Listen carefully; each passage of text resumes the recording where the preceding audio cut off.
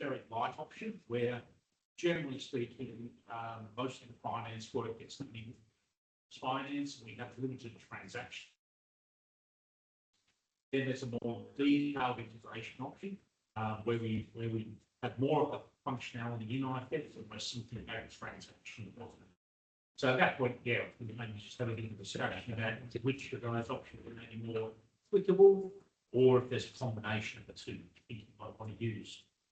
And then maybe just to finish up, a bit of an open discussion about any pain points you have currently, and I can just address how IFS might handle those specific pain points. Johnny, sorry, can you join the Teams? Sorry, do that.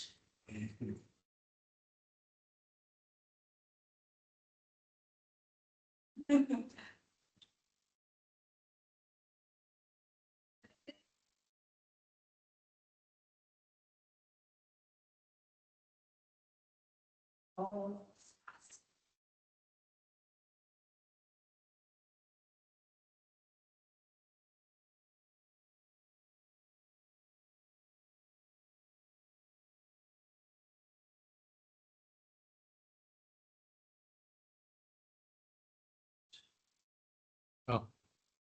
you're not pressed.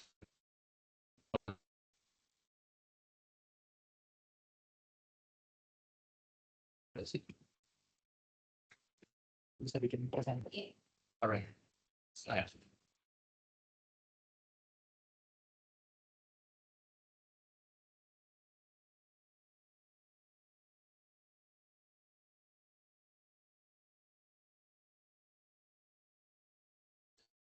Okay, so this is the module chart that you've seen a couple of times already, with the finance components being the stack 3 from the left here.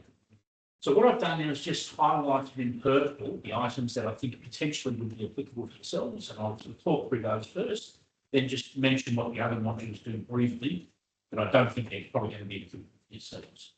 So accounting rules is the rules engine behind the finance system. Basically, what it does is it allows you to take transactions that occur in the system, for example, issuing consumable material, booking time, receiving a PO, and turn it into debit and credit postings that you can transfer through to an external system. So that goes to the rules engine, we always get the same system.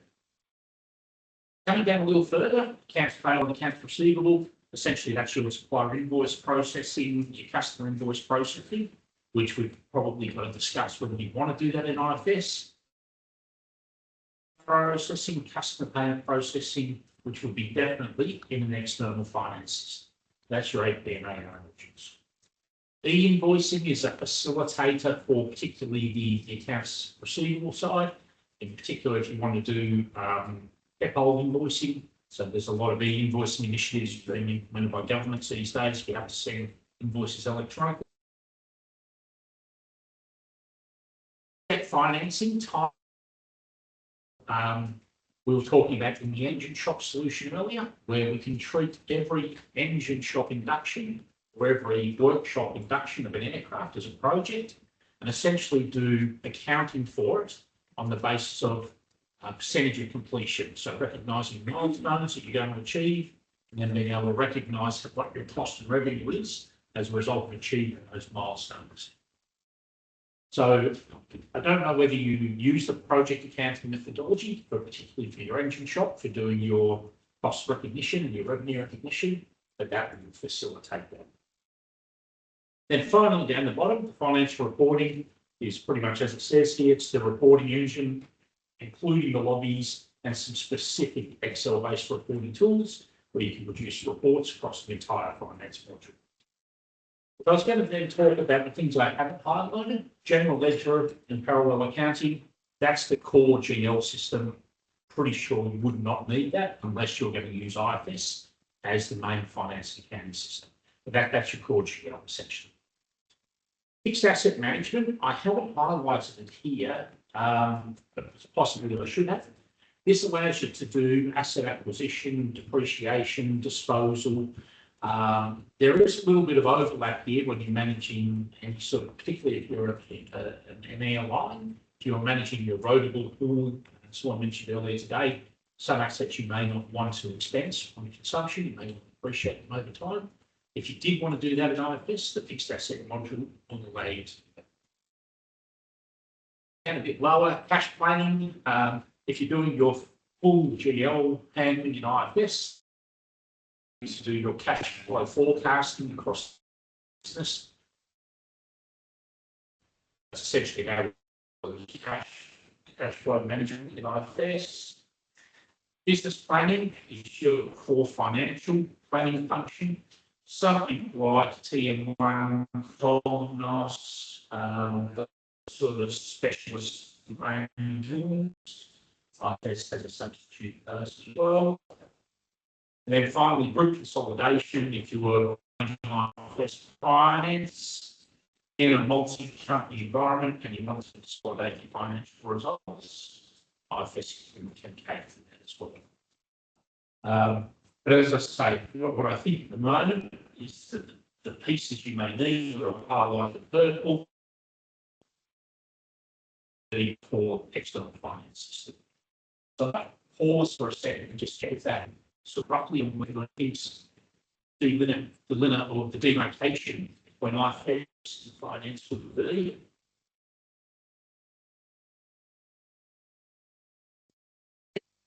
Okay, fantastic. So moving on then, obviously the next question we have some. So what we're looking at here is facilitated by just the older integration API layers. This is supported by standard level APIs. The general concept is that we always start raising purchase orders in IFS because the reason for that being that you have demand signals coming from IFS or not through the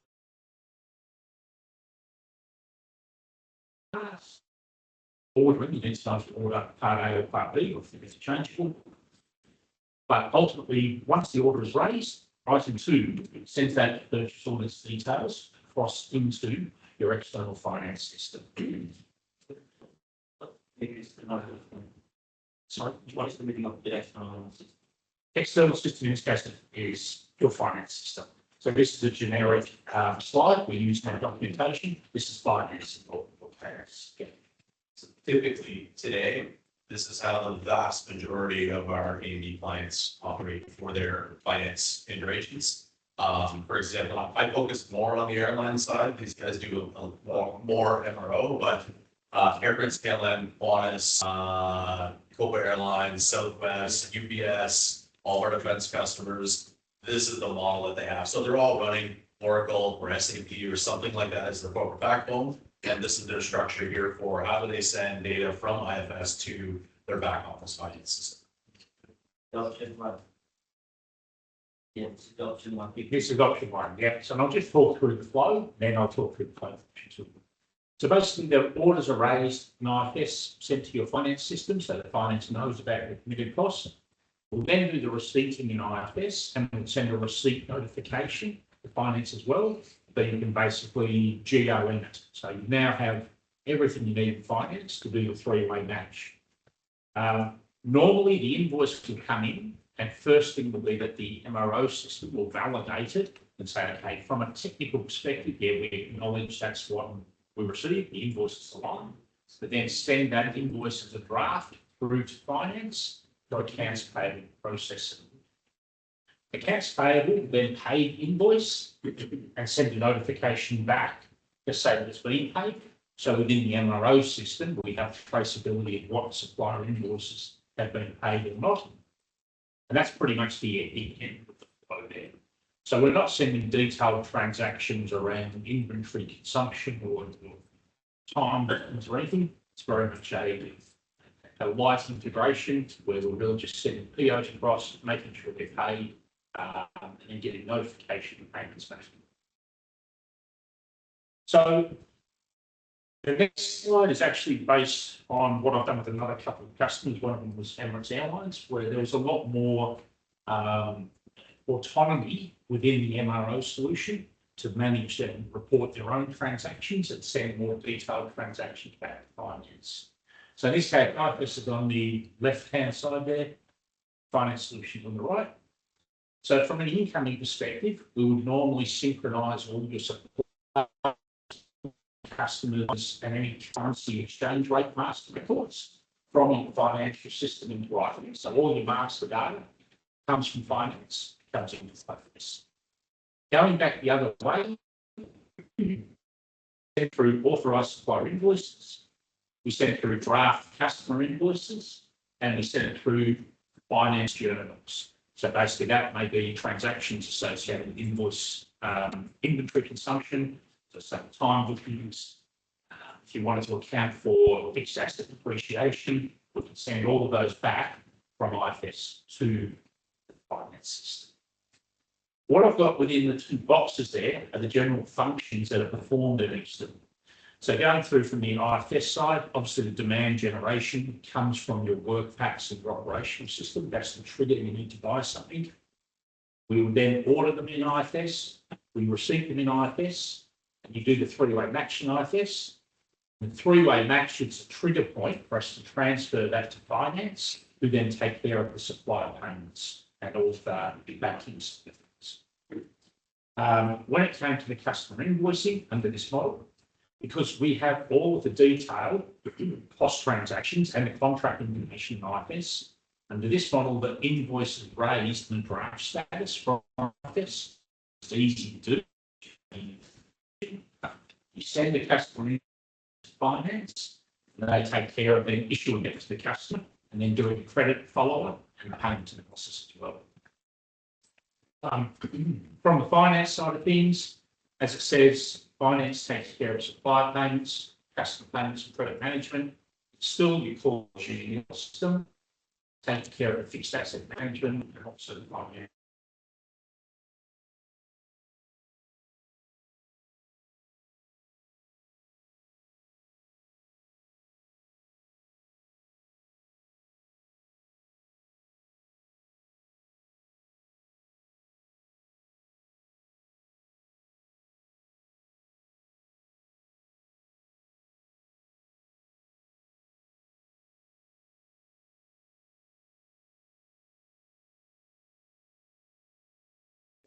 Okay.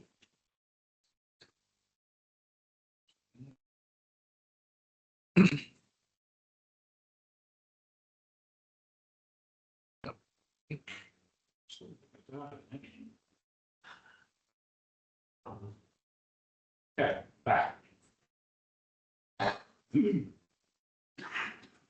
So yeah, look, I might pause it again and just sort of see whether you've had any thoughts on the integration model so far, and whether one of those sort of is aligned with what you have in mind, or whether you have something completely different in mind.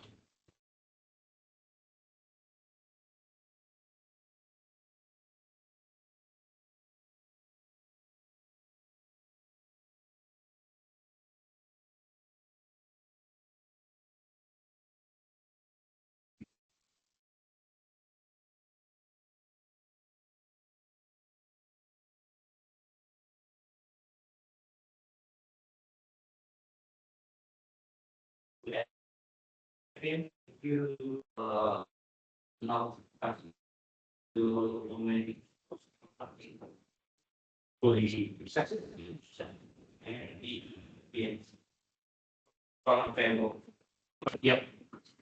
Under this scenario, essentially the team that were running the engine shop have dedicated accounts payable function. We synchronised the full chart of account structure into IFS. They did all the processing in and three-way matching in IFS. And then it was posted across with the correct cost postings to the finance system, payments always and the finance system. I mean, we receive invoice in email and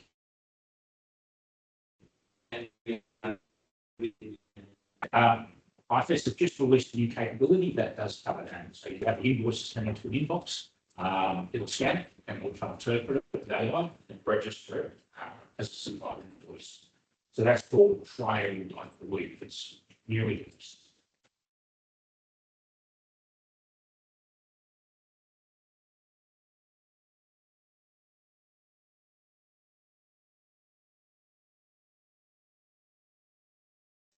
And usually that's how the work, this is done work.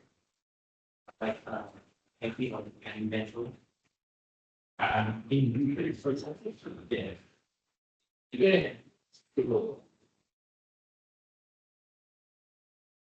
Little bit of look and feel.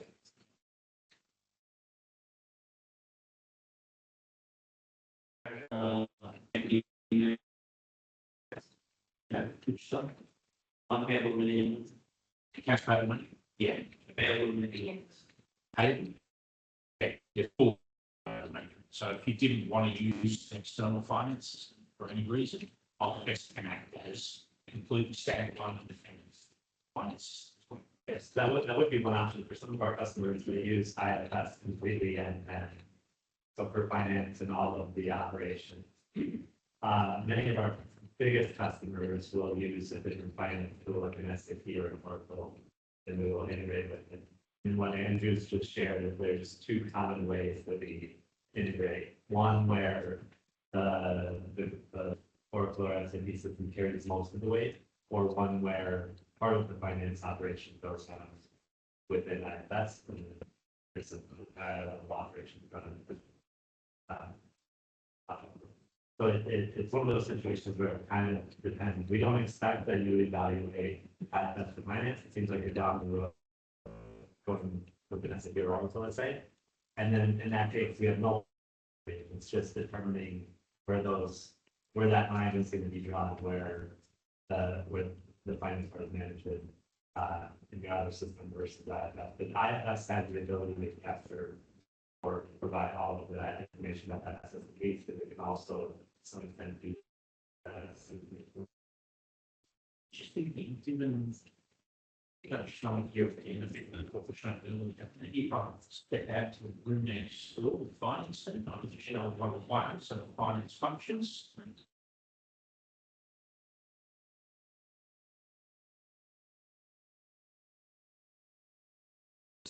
Separate We station. can continue with the initial shopping here. Ada ide kalau untuk tim finance mau kelas terpisah, sedangkan kita jalan NG. Ada nggak? Ada ruangan nggak? Nggak ada ruangan. Maksudnya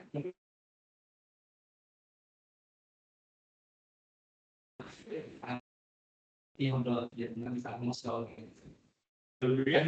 Reasonable size because what Andrew is going to show is because we had built our presentation that showed workflow from end to end.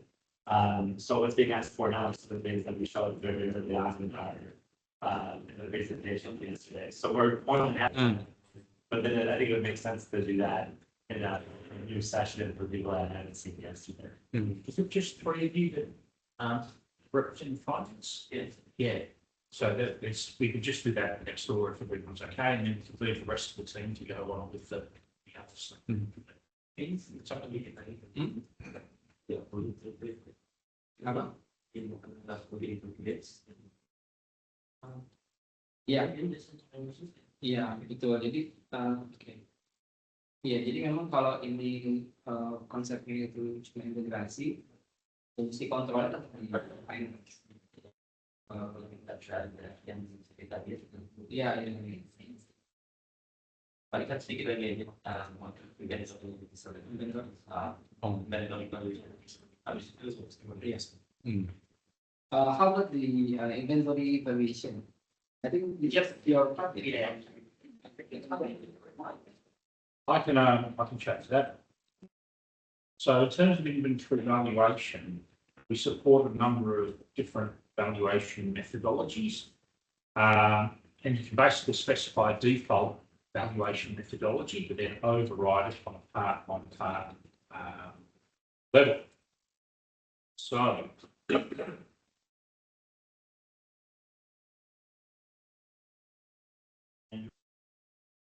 freeze, there it is right here. Okay. So the core valuation methodology we support are those ones there, the weighted average, standard cost, FIFO and LIFO.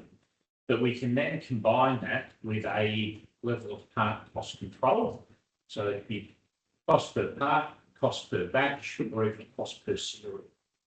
So as a basic concept, Rotables and high value parts would normally be cost per serial, so you track the real cost of that through the cycle.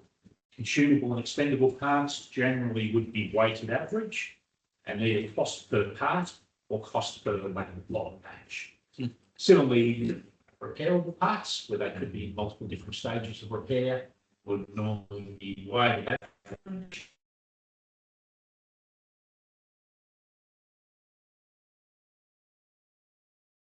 So yeah, talk about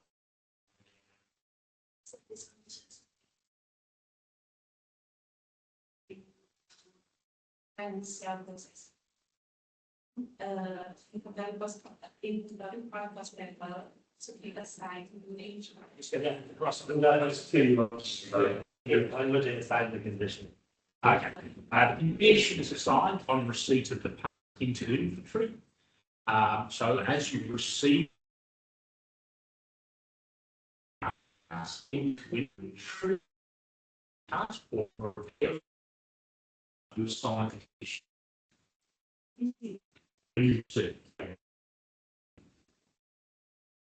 You have, and then,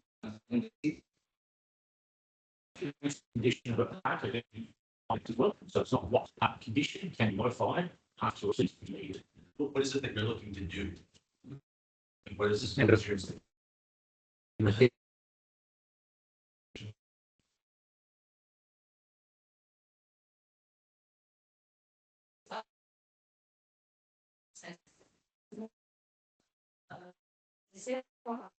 Yes, and we made it in the as said. We differentiate this ownership based on the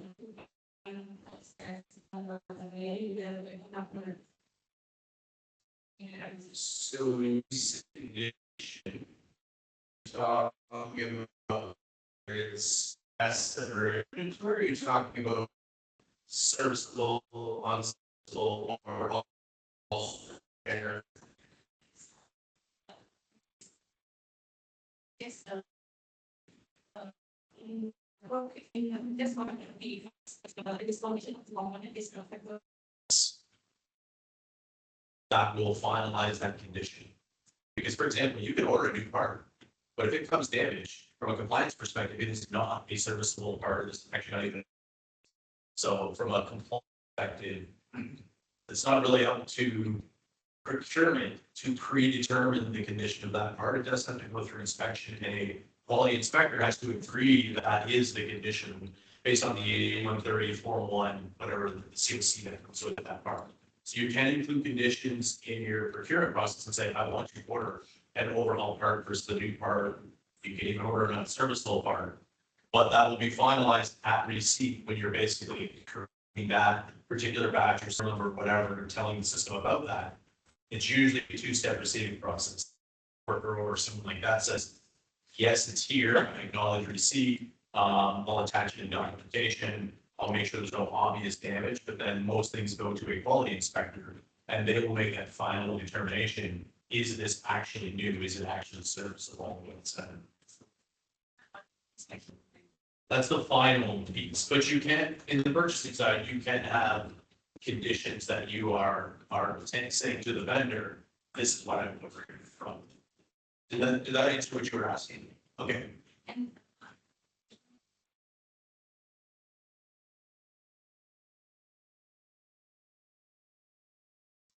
the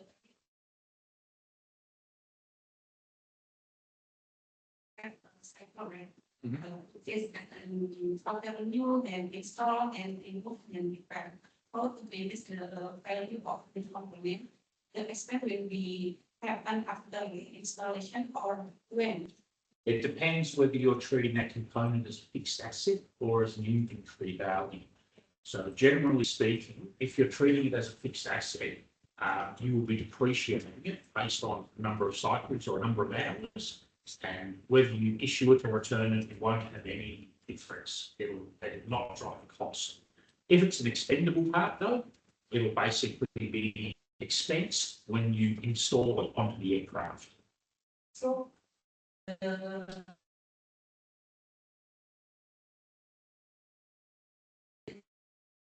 for the same pattern where so is different permission, right? Yeah, one part number can have multiple different valuations. It was meaning that the value of the comment is based on the baseline of the Yes, exactly. Yeah. And Because that number maintains its own value based on how much you do. something I think that's really important to note, because most systems do not handle this well, is you can separately control how a part is managed from an account in the real world. Sometimes it says that is a notable part. I need to track its life for liability purposes. If I have a life limit, we separate those two things. So accounting and supply chain are free to set parts the way they need to manage them properly in the supply chain cycle and to trigger the right accounting events. But engineering can set it to the proper part type, whether they need it to be an expendable, life limited part, notable or repairable, et cetera. So that's a really, because I know most systems do not handle that. And we do. so with IFS, it's possible with like expendable as a part that have a cycle, like during the cycle or something control. Yeah. Like, but then maybe we install, it is expendable part, but during installation, it's much controlled by hours. Exactly, exactly right. Yeah. Exactly right. Well, it's in every procurement, every just can set this. So, all only accounting. Things are maintained separately. So accounting maintains how that part's treated from the perspective of costing it. Engineering maintains how it's treated from the perspective of making it tracked good hours or cycles. So you maintain the financial aspects of the part setup. Engineering maintain the aspects related to how it's managed through the MRO process.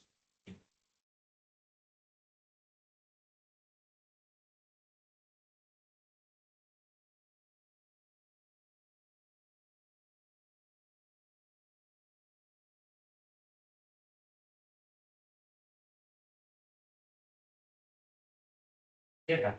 It's sometimes replacing the condition, if we put this component as an asset, then we repair the component. It's possible to determine the repair cost and relate to the asset cost. Yeah, yeah. So if you've got accounting policies that says you capitalize the repair costs of assets that are overbought, we do that through the fixed asset. Yeah. We have a special function called rotable pool management that allows that to be done.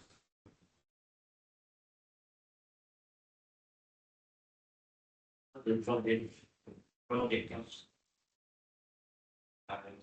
Can I see the word? That's what something. What? A finance report. Yeah, we get covered in the event the new shot part. Things. So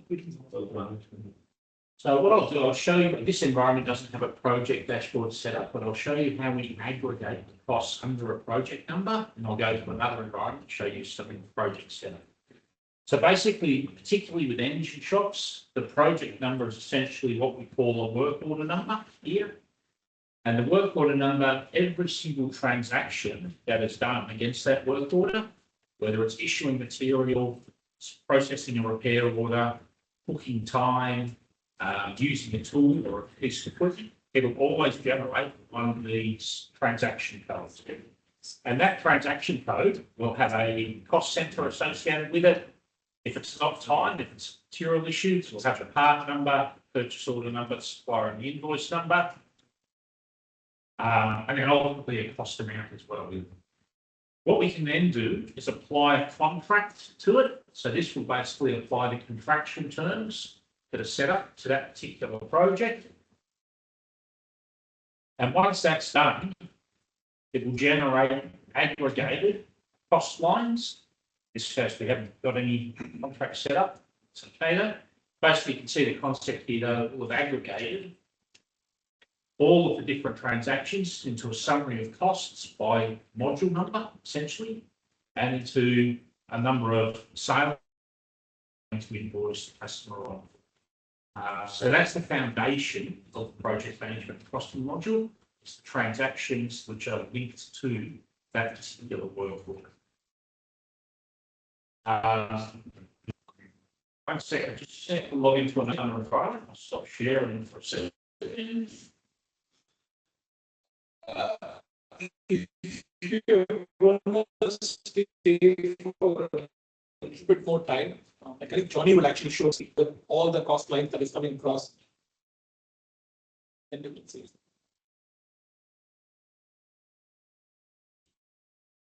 Did you want to do that, Jane? Okay. Okay, so let's show the dashboard. Any questions around finance?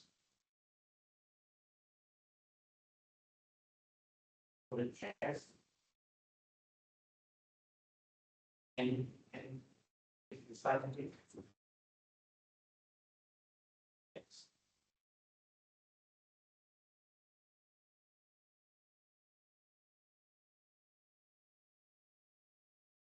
Just for a certificate. Sent to that, as to the, help to the cash planning. Yeah. So the cash planning module really relies on you doing all of your finance in IFS, but what basically allows you to do is summarize all your purchase orders, all of your customer invoices, all of your supplier invoices, and essentially your operational budget. Come up with a short range or a long range cash forecast, showing you for rupees or US dollars or whatever cash currency you want to account for, what your current balance is, your outbound transactions amounts, inbound, and projected closing amounts. So basically cash, bank account, cash. But Andrew, for the cash planning, right, we don't have to basically use the finance for, because all of the information from purchase order and customer invoice is already processed in IFS, right? Yes. So assuming that we can just push the budgeting data to the IFS, will IFS produce the cash planning? We will be able to, but what we would need to do is update this slide, actually receive payment authorizations back.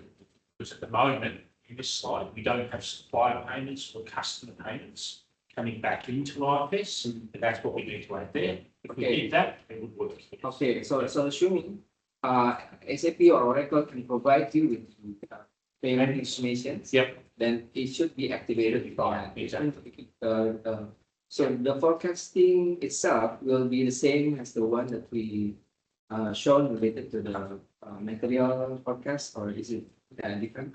No, it's a completely different module, but ultimately it produces a chart or a bar chart that basically shows you balance as at to date, and then how it goes up and down over time.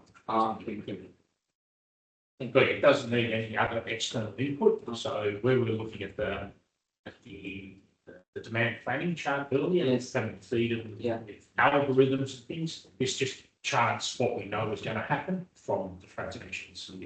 And do you want to project the screen or just present the teams?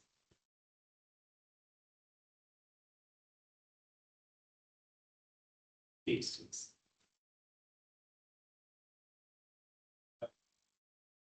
Sorry.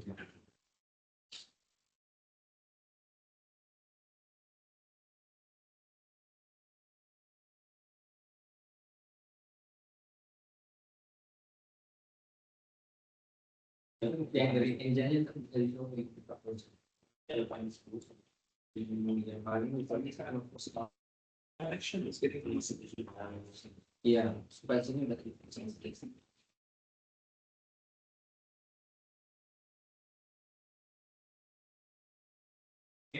Okay. Great, thanks. Back to you, John.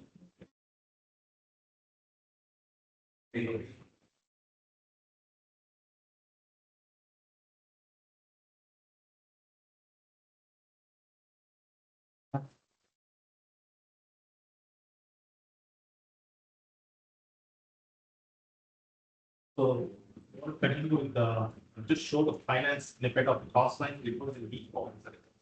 Should I continue with the engine process? Or to plans? I think we can show the execution because it is a consumption execution, right? Then we can go to the cost, we can do finance solution. Yeah, finance will be here.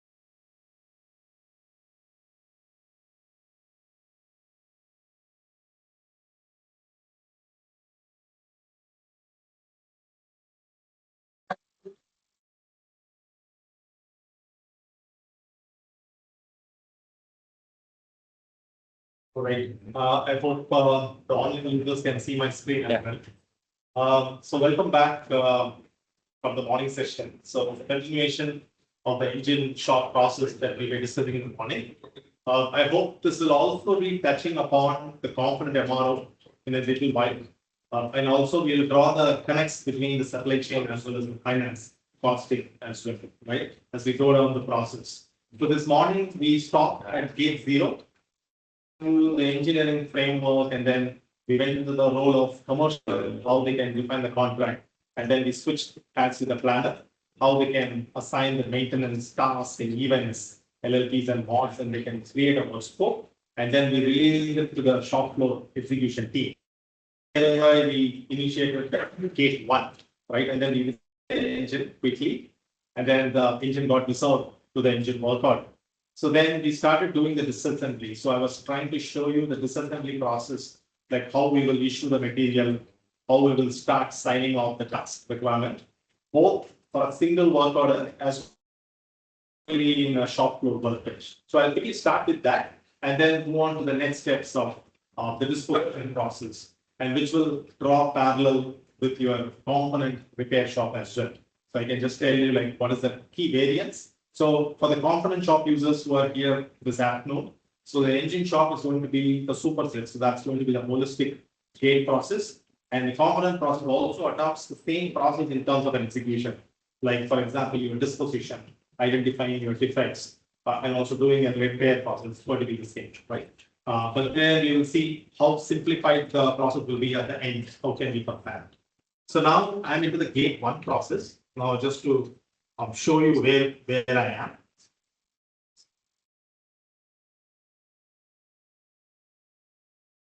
We were into the gate 1.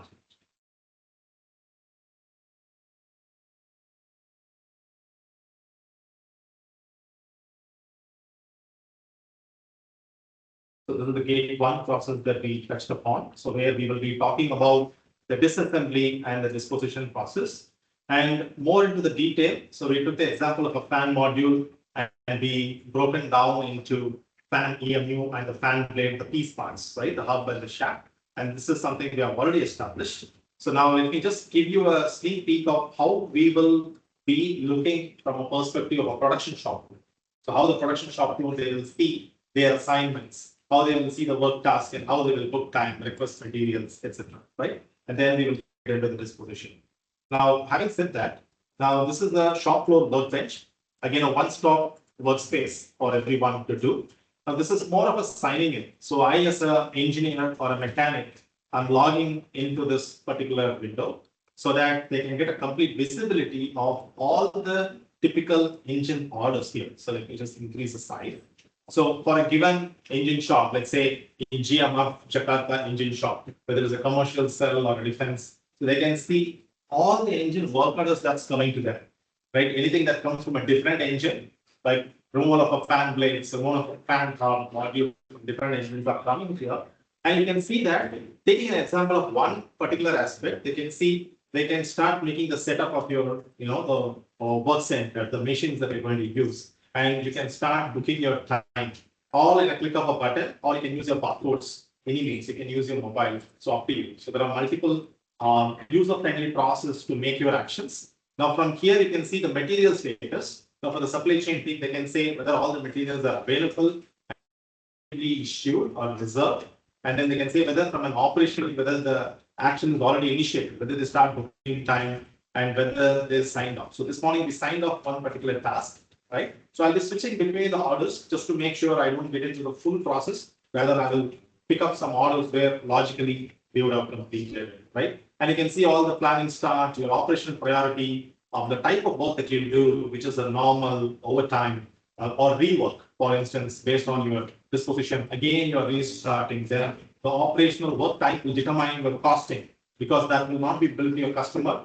Rather, you will be absorbing the cost from an MRO production efficiency perspective.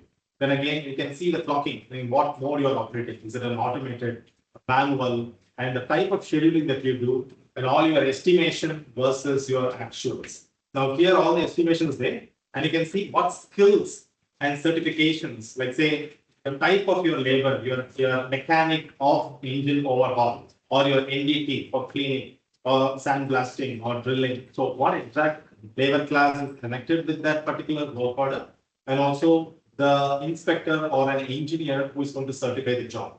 So holistically, you can see what has been booked and what is remaining. And again, you can see what is the part number, serial number, if it's a child part associated with that. Right? And from here, you have the contextual actions that it would do. Now, for instance, let me take here. So here you see, I'm just taking one example, and I can drill down here. So there's a drill down here. So I'm getting into the details. So from a production shop floor engineer, they can see what is the task card that they need to do. I think we saw this morning as well. So exactly the engineering revision, exact revision documents, what they have with the steps or any pictures, videos, what is being presented. Is the morning we have already signed off. Now here the second task, if I have to sign off this, I would say that carried in accordance with EMF. And the sign off process would be pretty much the same for the component as well against the work order. And again, here the inspector sign off will be prompted. So after reviewing the work, the inspector can also perform his sign off. And in similar lines, if you see this first one, so you could set the dependency or parallel. So and the man-hours will be apportioned accordingly. Like say if you're working on the hoses, seals, or cleaning it together in a tray, right? And you don't have to do it one by one. Rather, you can select all the tasks and say, as a person, the man-hours will be apportioned accordingly. So all these logics are well handled. Now, the materials that is being reserved and issued for that particular work order is already here. And against that, in the morning we talked about there is a form fit function. There is an issue of a particular part that's not fitting in. They can right away create a material review board case, and that gets into a quarantine or removing it and alerting the right person to do the right corrective action. Okay, so that's certainly another avenues here. Now, one quick thing which I wanted to highlight is the assignment of an employee or team. Depending on the practice, what GMF production flow team follows, you will be able to assign a team. So you can have multiple teams in different departments and cells, and that team will be displayed. Now, in this case, I say that, okay, now I'm going to assign a team or an employee directly. Now, here, when you assign a specific employee, the system does a couple of things. It checks whether the qualification profile is aligned to the quality requirements that is connected with your task. It makes sure the right person is actually allowed to perform the right job. And at the same time, they could also assign a team. So let's say there are multiple people working on the same task, then you could also spot through different teams here, like an NDT cell or cleaning cell, And again, all these assignments can be automated as well. You don't have to do it if it's there, right? So those are the key aspects which I wanted to do. And of course, there is an indirect booking. Direct booking, how is what you spend on your work. And if you want to pause and then go, come back, after you research or attend a meeting. So those indirect hours also would be booked in terms of your cost. There are a few other reports which are connected, right? Which I'll show you at the very end. What are the typical reports and reporting? Any questions on the execution of this workbench, or any challenges that you find right now, the way I can highlight before I move to this position? You're able to follow me? Yes. Okay, great. So one quick thing. So this morning I highlighted about the electronic capturing of all the details, but there is also an e-signature. So typically we have a USB key called this UB key, and that helps you to validate the e-signature. So if you run this quick video. Again, I'm just kind of fast tracking it, but again, the digital signature would be vetted authentically. Like say, for example, there is a private key and a public key. Once you insert the USB, it authenticates I'm the right person doing eligible to do the sign off. It prompts there's a dual authentication where you enter your PIN and a password, and it creates a protective a password, and which is encrypted, and that gets saved as well. So this is the real digital signature. It's not like you save it in the database. So it's completely encrypted and it is well protected as well. So here, for example, the way we were doing for a single task, if there are multiple work guidelines or a subtask, so the moment you are actually trying to sign up, the system will prompt like this, right? So it understands this particular quiz has been assigned to this job. Now it's actually going to execute this particular the set of instructions for the particular task. So he's trying to do a digital sign off. Now there will be a prompt coming in. And you can see that all the sign-off comments, again, the sign-off comments can be defaulted as well. You could set a standard sign-off comments, or you could write it based on the practice that you do. So then there will be an electronic sign-off pop-up, and there's a dual authentication pop where you can just enter your PIN or a password, what you configure. So you can see that that's the PIN that the engineer would enter, and which will be validated. So the moment the validation happens, the digital certificate will be generated. So it checks the right person doing it from a dual authentication perspective, and then the certificate will also be generated and attached as well. Okay, so this is one other option. So during the implementation, we'll also be checking out with your regulatory authority, like how, if you are going into a paperless procedure, so then we will be happy to help you to how the shop floor processes can be digitized as well. Right? So we do have both the manual, semi-manual, and the completely automated process as well. So now I'll just quickly get into the K1. So here, if you remember this morning, we were talking about once the planner releases a work scope, this is how the structure will be. So the structure is at the top, you have a disassembly, there is a block, and that displays how you need to disassemble and how you need to disposition, like a top-down. And there is again an assembly button. You can see that there is a block, and that would highlight the way in which you need to assemble it. So that combines the top down and the bottom up. So that constitutes your kitting, operational kitting, wherein your supply chain also comes along the way. So there is a hardware routing and there is a supply chain routing combined together with the efficiency of a structured way, like the assembly top down and the disassembly top down and the bottom of assembly that forms for an entire engine. So imagine that as a production supervisor, they get to know what parts are coming to me, what I need to follow it up from a holistic workbench. And also here as an individual engine, they can focus on what is actually being disrupting the operations, right? And then they can propagate the dates, like from a scheduling standpoint, they can forward, fast-forward. So they can increase the schedule and then they can go for an approval and so forth.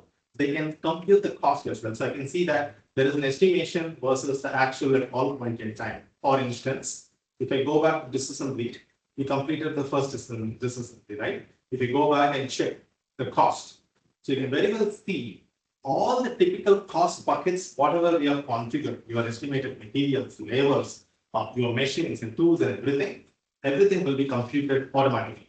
Right? And again, you can see a variance there as well, because the estimation would be the plan, but then you might have changed certain things on the fly. And when you see the actuals, you can also see plan was 2, actuals was 3, then there is a variance of 1. that contributes to your difference, right? So all those things you could see within that. Now, if I get into the details of it, for instance, here in this case, an interim order, so you can also see a cost build-up chart. So which means module level, what is going to be your overall cost of estimation versus your actuals. So that also you could see it very well in advance. So that gives you a complete track of, okay, now I'm going to remove 15 modules or 15 sub-assemblies. Now, what is going to be your accumulated cost? So all these are very well informed to the users so that they know, are we overshooting the revenue, right? Are we within the pocket, right? So that alarms are still there, ticking them at every instance. So that's one thing which I wanted to emphasize it here. So now let's say disassembly is done because I'm taking a happy path of the 3 modules are disassembled already. Now there are piece parts. Now we end up with the piece parts. Now we need to clean them or do it shift 30 or then take the right actions. Now we are into the disposition right now. So here if you look at it, so there are 3 key components under the fan EMU. One is the fan blade, then there is a shaft and there is a hub. So let me get into the fan blade, right? So when I get into the disposition, so in IFS, we say a disassembly shop order. It's the same shop order. We classify it as disassembly shop order, assembly shop order, or a disposition shop order based on the actions what you perform. Now, if I get into the disposition, you can see 3 things that you do. First, you need to ensure all the materials are being issued. Your tools are there to start your disposition.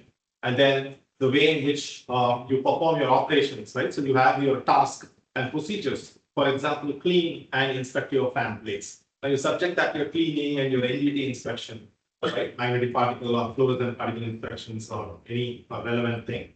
And once you're done with that, then imagine that I've already done because I've already completed for today. Now I'm finally going to report the disposition as an inspector I've done. I'm going to report. Now we have something called disposition code, and this is going to drive the actions down the line.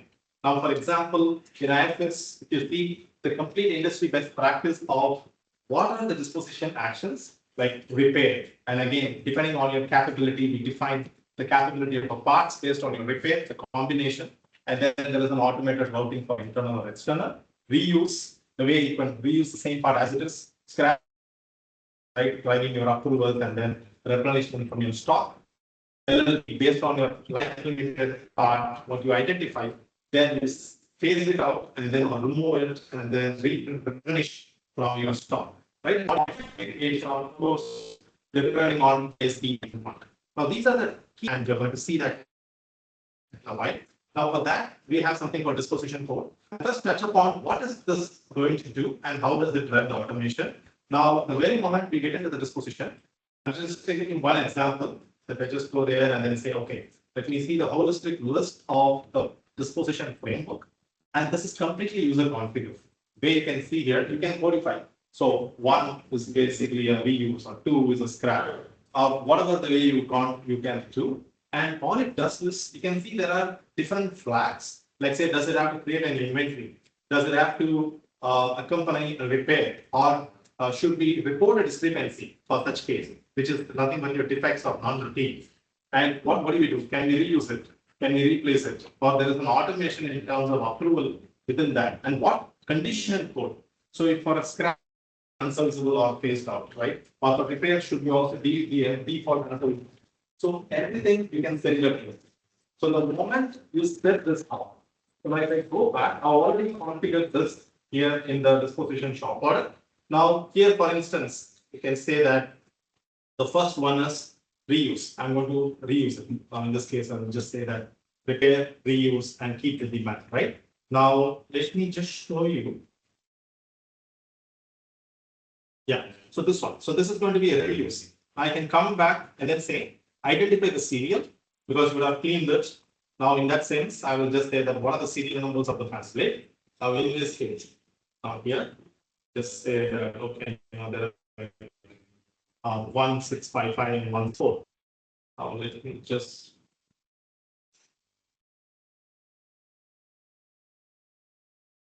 What I'll do is I'll just pick up a work order that has all the possibilities.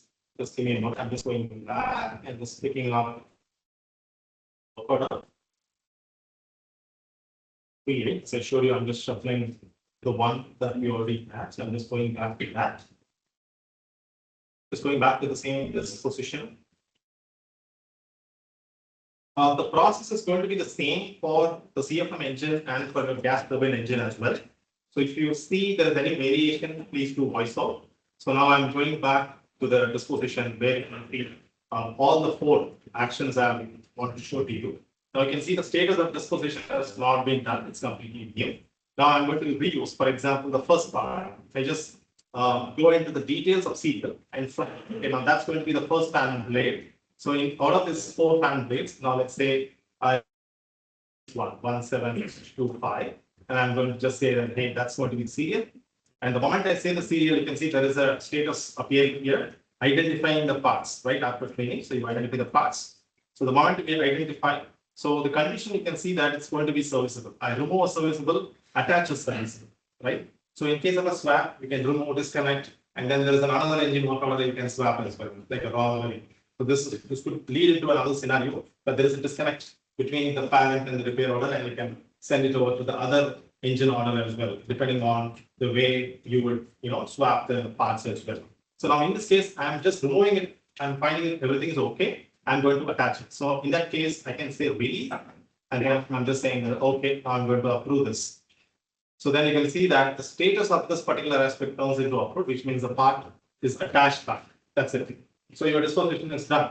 So now, if you want to go back to your work scope, there was a question in the morning. Can I go back from execution? You can again go back to your execution, add a new event.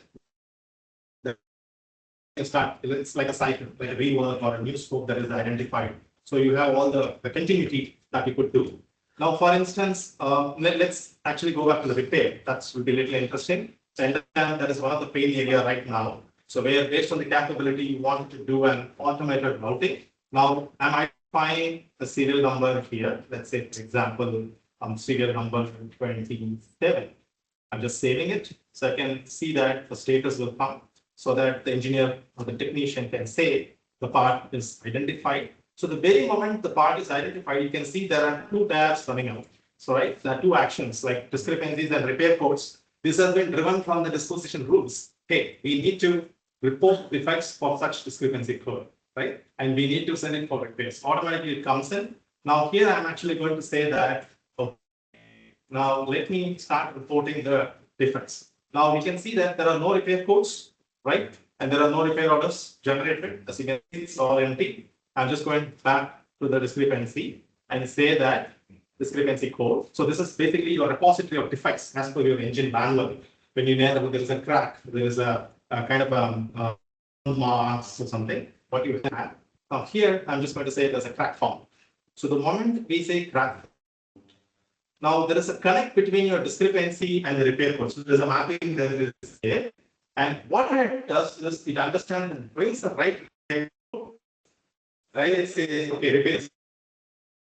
And it brings in, and that repair is internal capability. So all these are automated, right here. So there's an internal repair. And here you can see that the repair order is not created because it is subjected to your approval. You don't have to do this because you can still automate these clicks and stuff, right? Depending on your internal workflow. Now you release it. So I'm very confident stuff brought to me. I'm just going to say approve. So the very moment approve checks, I think there is a repair code which checks and then it is allowing me. So otherwise you will see a repair order that's prompting up. So I'll show the order in a while, but before that, so that's going to be an automation where you will see. Let me also pull down for you to show the external repair here. Say for example, I'm just going to do for one other serial number in a similar way. And I'm just going to identify that. Discrepancies. And the discrepancy code, say for example, there's a 1 out here. So the moment we say 1 out, then the repair code, external repair comes in, similar to the internal repair. And then in place of a shop order repair, so the moment we release it and approve, it checks the capability and then it will create a purchase order. You can see there is a PO. So this morning we saw the PO, and this PO would be for an external repair. So this will be routed automatically, right? So if I drill down into the specific purchase order, So this is how you will be able to see the purchase order, right? From here, the purchase order will be subjected to an approval, and then you can release it for your repair, and then it will go to the supplier. The supplier will actually do the repair, you send the code, then it comes back. Then when you receive this part against this particular order, so immediately the system routes and connects back to that order as well. Now this is going to be the order number. So if I go back into the holistic view of where we are, so now here you will be able to see the shop orders and the purchase orders getting created. So here, if you see that, so we were in the disposition here, but if you go back to the assembly, there will be an automatic kitting process that will be triggered. So where all the repairs that will be awaited for the module assembly, so that will be aligned here. So you can say that, so this purchase order gets tied up here, so that once you complete it, it will say that, hey, these repairs are done. Now you can start building up your module, the sub-module and the module. So it goes in, right? So this is going to be your purchase order. Then at the same time, for instance, you just go back and say, I'm just going to finish this particular part and then say I'm going to receive this particular order. So you can say that, so once the supply chain process are done, so this is going to be a receiving, and then you say to receive parts and serials, and that's going to connect back to your engine read as well. So just a simple process here. So for example, once the serviceability is done, the servicing is done, that becomes your normal. And of course, you will generate your certificates and stuff, right? And then you will be able to say, okay. Okay, and once the receiving is done. Okay, so I'm just giving you a location for this particular stuff. And the moment we do the receiving inspection, I'm not doing any inspection procedures and stuff. Of course, we have a very detailed inspection procedures and stuff. So where you can do a quality procedures, control plans to check all your inspection results and so forth. Now, the moment you do it, then you can just come back and check. You can see that this particular repair turns green, and then it says that, hey, the external repair is done. Now this is green. So this is an example of how the process of repair happens, right? So now in similar lines, we also do the disposition for life limited part as well as for the modification part as well. Now, for instance, if you look at this particular part, so this particular part is your shaft. So which the morning we talked about, this is going to be your life limited part repair. So here, if you look at it, you can see that. So this is your life limited task that's automatically assigned. So now here we have already issued your materials. And again, so you can come back, material is reserved, not issued. So I can come back and say, hey, we wanted to issue all the materials as well. So the moment we say the materials are issued, the operation status, meaning I've already done the task. Now I'm going to do the LLP replacement. It's the same process. I'll quickly show the LLP and the mods, and then we jump into the build for the assembly part for the quality checks and final release. So here, if you look at it, this is going to be a shaft. So I'm just saying that, yes, this is how we identify the serials. So you can see there is an event that's already being connected this morning from our work scope. So now all we have to do is just identify the part and acknowledge it. And then that's going to be an internal confirmation from the production saying, hey, this is done. And then we say approve. So now what happens in the background? So your LLP work is done, but at the same time, there will be a material request to replace, right? So the part which you have removed is unserviceable scrap, but then there is going to be a request coming in from your inventory to attach to this LLP position, right? So that's going to happen automatically. And all these will be happening in the background. Say, for example, what are the materials that are required, right? And whether it is company owned or customer owned, right? So if you look at it, the first two are consumables, and the responsibility as per the contract is MRO. So that's going to be your company owned. Yes. Maybe you can review again first. Sorry. Can you review again first? Yes. Yes, sure. Yeah. So if you go back to your cost, then you can see all the typical costs that is accumulated. right? For example, you have each and every work order level, your overview of entire cost, your overall order was your work in progress cost, right? Where your bid cost is being booked, your order estimates overall that you see, and your estimate details in summary, and then your actual cost based on what actuals you have booked, and what is your cost variance. Your produce part is nothing but your outcome, something that is returned or something that is moved to the next stage and all those aspects. So what is moving on? So this is going to be the main product and what is the lot size extract. So that's pretty detailed and all these are captured at each and every level. And finally, I will show you the summarized view of everything. Is a summary. This is just one by one. I'll show you the summarized view of our project. All the yeah, so this is basically a project. Right, I'll show you the difference between the, as Andrew was explaining, the stock work order is going to be a project, and then you can see that each and every child work order is going to be like kind of your cake milestone, like your disassembly, your assembly, and then you have your phases, and any task that you can imagine like your activities, which carries your materials, labor, and finally all the bookings happens over there. Okay. So now here, I hope we are clear with the LLP disposition. Are we good? So you can just check. You can see that the disposition is turned green. Yes. Question, if the part are these acceptable and has been prepared in the store, and then in manufacturer, issue the SD, we ordering to rework the part, so the part number will be changed. Exactly. So how the system will provide the gate maybe or this the whole process. Okay, I mean, if the part is serviceable and you are receiving a modification on for the same part, and you wanted to apply the modification to the same part, and you're feeling, even if it's serviceable, you need to apply the modification. That's what I think. Right. Yes, I think we still do that. So again, we can set the condition serviceable when you are removing a serviceable, but still the mod applicable mod, and the planner is applying a mod, a particular component. You can still apply on and then execute the mod, provided you have the capability. So the order will be another order to find the SD.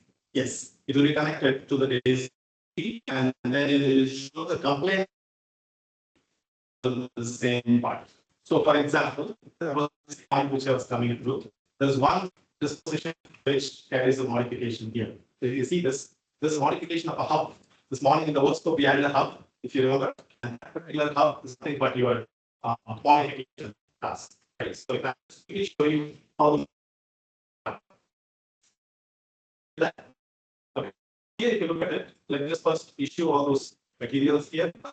That's a first process. Make sure everything is there, and all your operations is kind of much better. So now I'm just going to review the disposition. This is the modifications, right? Based on those two what we did.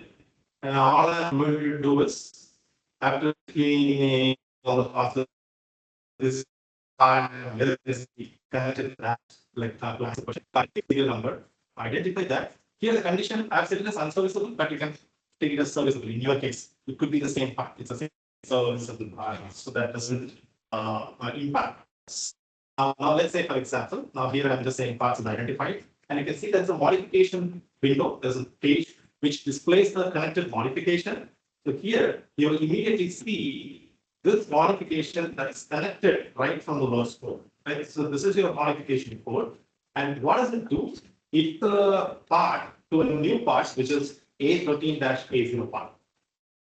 So when you compile this modification, it changes from just A13 to A01. So that's the post modification, right? So now how we are going to execute, now I can come here. So you can see that will be happening through a separate shop order. So there will be a separate shop order where the part will be subjected to the modification. So the repair order is not created. This is the same process for the component repair as well. So for the component MRO team, so you can come here, let's say, for example, once you disposition a particular component, and then let's say I'm going to approve that. Now you can see that there's going to be a shop order that is created, right? And this shop order, you can see that I can drill down into the details. Right from here, we are now going into a repair shop order for modification. It could be a repair order for inspection, repair order for overhaul, anything. It's the same framework. Now here, the moment we got into a shop order, So this context is now it's coming from your parent, right? From an engine piece part. Now after the disposition for modification, now we are subjecting this to modification based repair. So you can see that again the same process. Now the system will automatically pull in all the bill of material. So in IFS we have the bill of material connected between assembly, disassembly, and modifications. So it's all very clearly mapped, and that flows in automatically. And all you have to do is just issue the part before you start the work, and it will show you the quantity right away here, right? And you can see that that's going to be an inventory order because it's a consumable. It's going to be consumed. The second one is MRO, just because it's customer owned. So all the stock statuses, your availability, your conditions, right? Your right availability, what you have, what is reserved. So there is an automatic reservation that comes in when we check this morning. So all these are going to be automated in a single click of a button, right? So now we can very well see the details. Now it's completely issued. Now I'm going to report the operations. Now here there are two things. Operations as we saw in the morning. So one is the work guidelines, right? If there's any steps to do. Now other one is the man-hours booking. So once you can do the sign off and also report your man-hours. Now in this case, I'm just going to report the man-hours. But if I forget to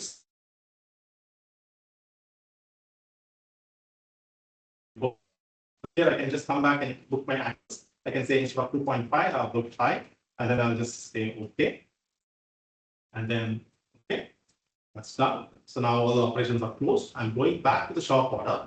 Now the next process is kind of receiving it back. It's a return process from the shop back to the main work center for your kitting, for your assembly, right? So now for that, there's something called receive. So which is something like I just go back and say, okay, I'm going to receive that because I've done the servicing, and I will also show you the part chart. Right? You can also generate a part certificate, your 8130 as a form one as well. Now in this case, I'll just come back and say, okay, I've serviced it, and I'm going to return this either to the inventory or to the main shop where the engine is. You can very well identify. So this is going to be the only serial number what you have done. So all you have to do is check the condition that automatically turned into normal, serviceable, right? And you can see that the receipt condition is automatically changed at the top. So after you do the modification, the receipt part is A01. So whereas initially it was A13, but now when you're servicing it and returning it, you're returning as A01. Right? So that's going to be the modification, how you apply. And finally, once you are done with all these aspects, so now there are multiple other actions that you do. For instance, along with your gate one, we saw the disposition. But if you have anything that you wanted to check with your engineering team from a production standpoint, now you can come back and do your non-conformance analysis. So I don't know if you want time, I'll just quickly show you those capabilities as well. So this non-conformance is available as part of the document framework. You can just go ahead under any workout, just click, and then you can just see the non-conformance thing. You can just say, hey, there is a kind of a defect out of the limits I want to connect. You can just come here and create, and it will be like a corrective and preventive action. Give me the resolution. And then you can put a date, assign a team, and then that looks like a workflow. You can attach your thing, and there is an AI which will summarize it. You don't have to key and everything. Based on the data, it will give you a summary which you can copy and put it in the report as well. So there are embedded AI suggestions within the solution as well, which we have not gone through in the detail. So the AI is a parallel framework. Now, this is how the summary of the AI will be. And finally, you can also print out a report, like a shop summary report. I can print all the report, including the pictures and media that you have attached as well. And that is a key thing, because in your shop finding report, when you want to hold all your observations and your attachments, and this is going to be very key. Either you can send out in an email the connected person, the production supervisor or external engineering team. So you could do that. And this is going to be a standard report of IFS right? And then this is going to be a simple report. Likewise, you have multiple reports inbuilt within the solution as well. Now, let me just go back. Now, connected to this particular gate one process, we have the material and resource planning as well. So now what you could do is there is something called virtual order planning, as well as the shop order material review. I'll quickly show it to you what it does. Now, the moment you can see this, I've just picked up certain work orders here, right? So you can see that how many short orders. You can drill down into the specificity of each and every aspect. Now, in this case, this is showing you the material availability summary, like how many materials are available. And as per the demand is in green, you have it, and something is already reserved. And these are the shortages which you will follow up with your material team, right? So they will have a material shortage report for every engine, and they can clearly say what is the lead time, and anything that is not available, as my colleague was pointing out, that is into a demand cycle, your procurement sourcing, then you address it within the date. Not receiving within the date, in the short order at the top, you have a propagation, so you will extend, right? You get it, okay, I'm not getting it, so let me ask for an approval. So that's a connected cycle. Now, similar to the material, as you know, IFS is not just ERP, it is an EAM and ESM combined as well. So we also track the machine. I think this morning they were asking for the sensor availability. So machine is not available. Okay, the sensors are broken. The workbench is not working because there is a stoppage. Now nobody can measure the blades. Now the blade servicing is stopped. Now it will clearly say there is an interruption of the blade. So machine availability. Then there is a labor availability. It shows you by the shift, the number of HR shift availability based on the department, based on the personal or resource group, how many people are available at what skills. It will highlight the red and green. And then you can see this holistically, the materials, how many material availability it is, whether the parts are in the stock. Again, these are the same window which the morning we saw in the supply chain as well. It's all connected. And then you can also deep dive into the perspectives of machine availability, labor availability, and take the necessary measures accordingly. So all it does is the production supervisor to be very mindful and informed for the decisions what they make.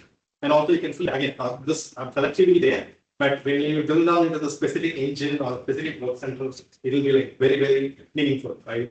It's too much of a thing to see, right?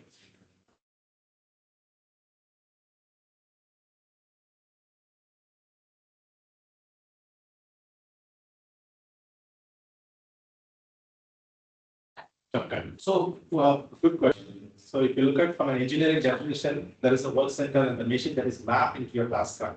So, in order to perform this task, this machine is required.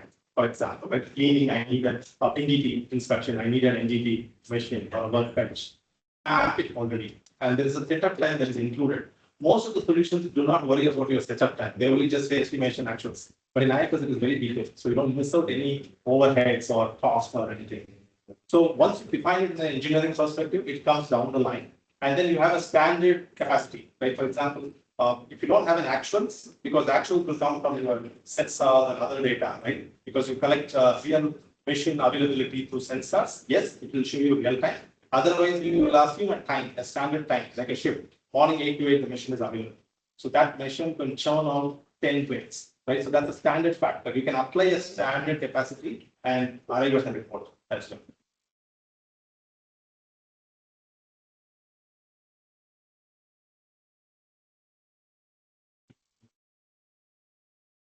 Yes. How to make integration between the document for the maintenance, The machine availability. to the Yes. So there is a preventive maintenance breakdown which you can capture for the machine as well. So we also had an EAM, the asset management as a function within IFS. So what it does is all your main machine availability, like this machine is not available for next 3 days, right? So immediately this machine will be like an offline or it's like an inactive state. So you cannot plan that. So out of 5 machines, only 3 are available. So it can show you the Gantt chart. So we do have that because the moment it goes externally for an external repair or because for an internal shutdown for preventive maintenance, you can also show that here.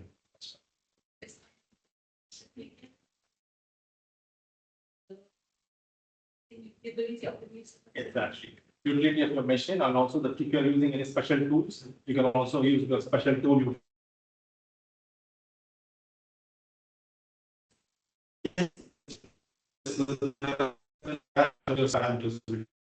To the machine itself. Yeah. It's connecting the asset. Connect to the asset, yes. Because you are more connected to the asset availability, the asset depreciation and stuff like that. So this is also connected to it as well.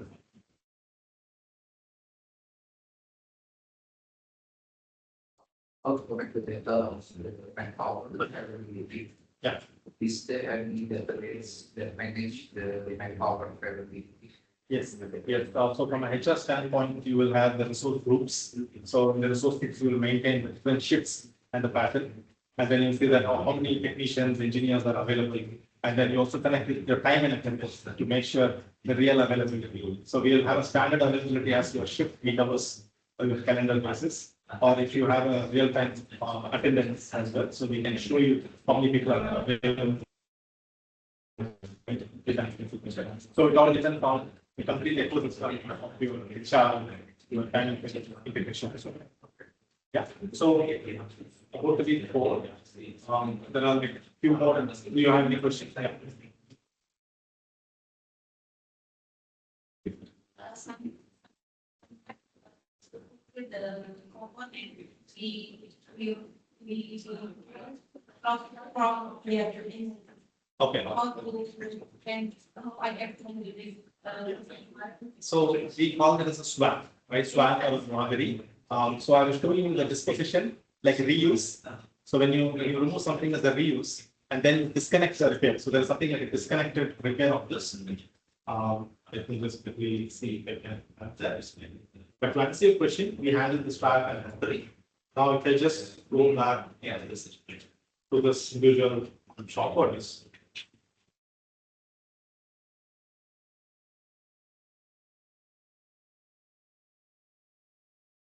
Yeah, so I'm just kind of going back. So being a true web-based system, this is one of the advantage, right? I think just go back like a website. So just see that, what are the typical actions. I'm just going back to where we are. So you can see there's a disconnected repair of this. So one is that something you are subjected to a repair and then you're connecting it from a main process, right? So that will be disconnected so you can send it for other as well. And there are actions where you remove a serviceable using your disposition, like a serviceable reuse, as I saw. So then it comes out from an engine. So the other engine you can issue, it goes into the stock, and then you can issue. So there is a traceability from which engine has come and which engine is attached as well when you swap. how information let's say for the component requirement or already open of the final decision is using swap permission. How it's the requirement. So that's where we unmap, I think.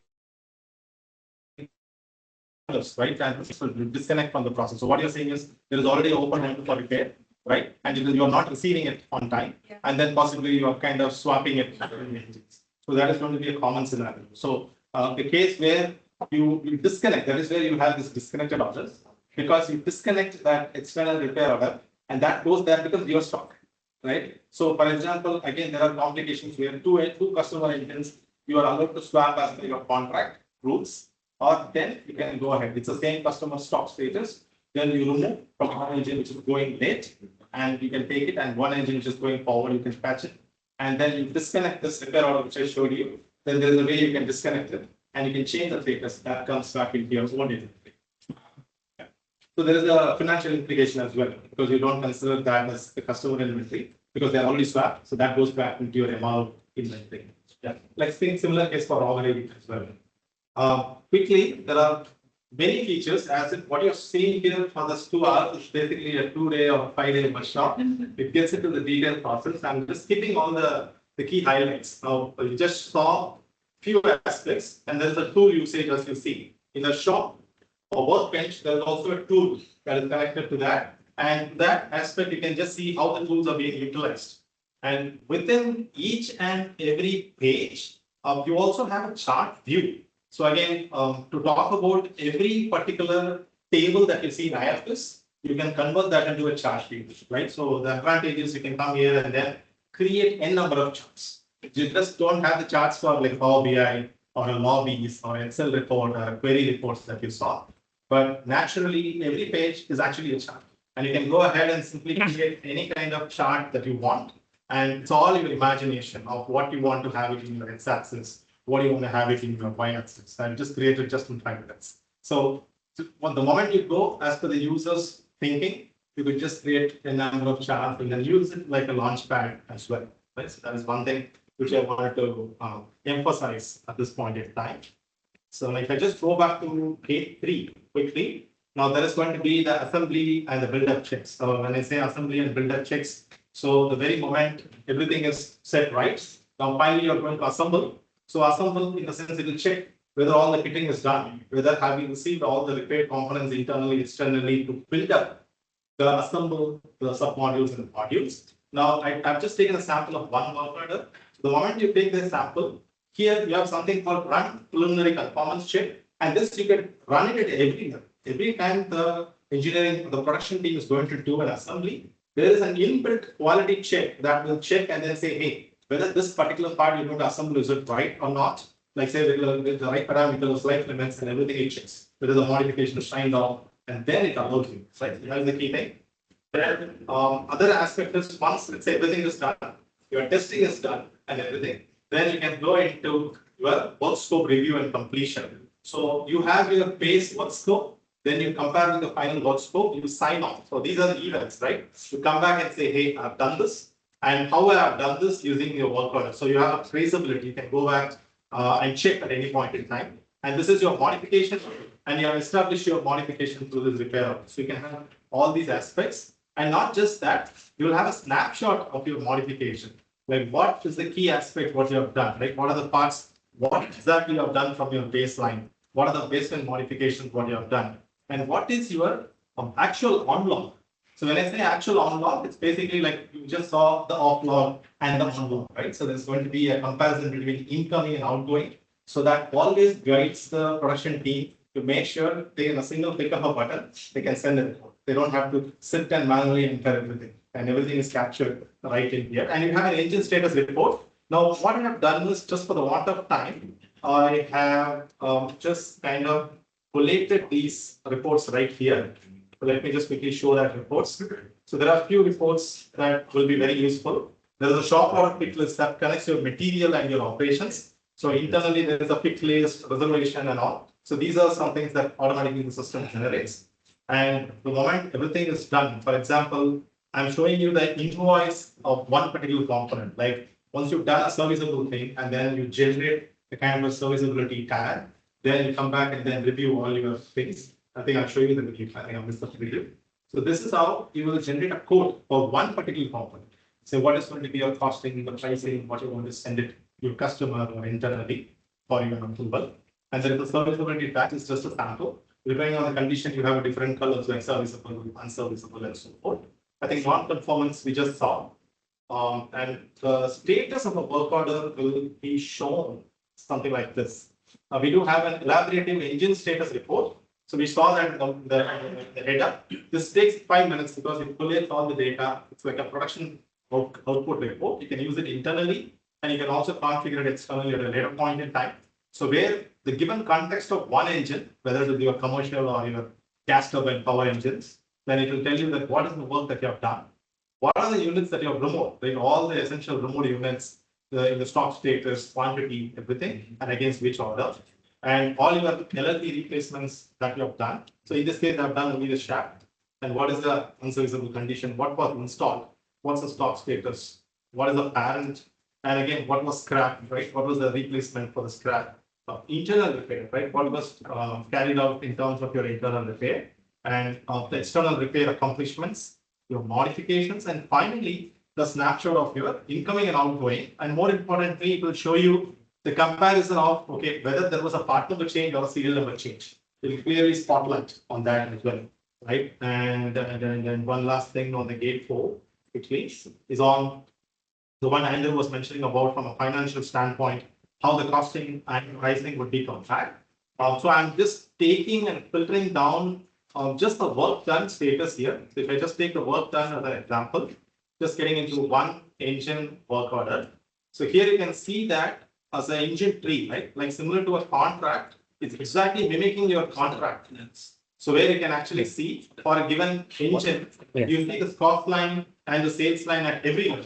So what maintenance level you perform, or what's the hours you have put, and what's the material cost you have done, you consume, and the sales line as well. So, but you don't have to do it one by one. So we have something called aggregate at the very top. So the moment you do the aggregate, you will see something like this.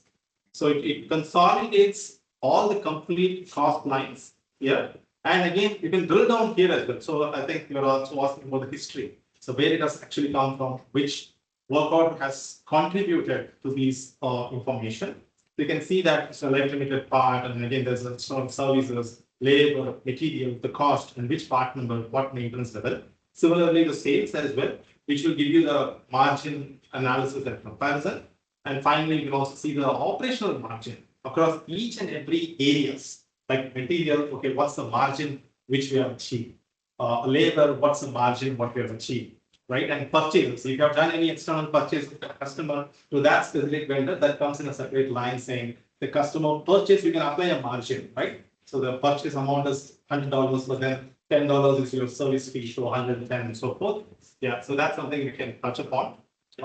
Again, one last thing on the component repair shop comparison as well. So that's going to be a component MRO dashboard. So where you can see your repairs, exchanges, and everything into one single window, right? Again, that's very detailed, but it's very, very simple. Now, right from here, you will be drilling down into the specific, whether you are focusing on exchanges, suppose there are part sales exchanges, you could very well monitor the code exchanges that's coming out. But in this case, for example, the morning we touched upon the service contracts, so which will drive all your the key services that you're going to do for say one contract. You see all the typical services. I can see that. So that's going to be a part services. Services are here, right? You check and rectify, inspection, overhaul, and all the typical rules of all these individual services are there. And what type of pricing that you're going to do, everything is here. Now, one thing which I want to quickly show you is the component repair order. So how the component repair order will look like exactly the same.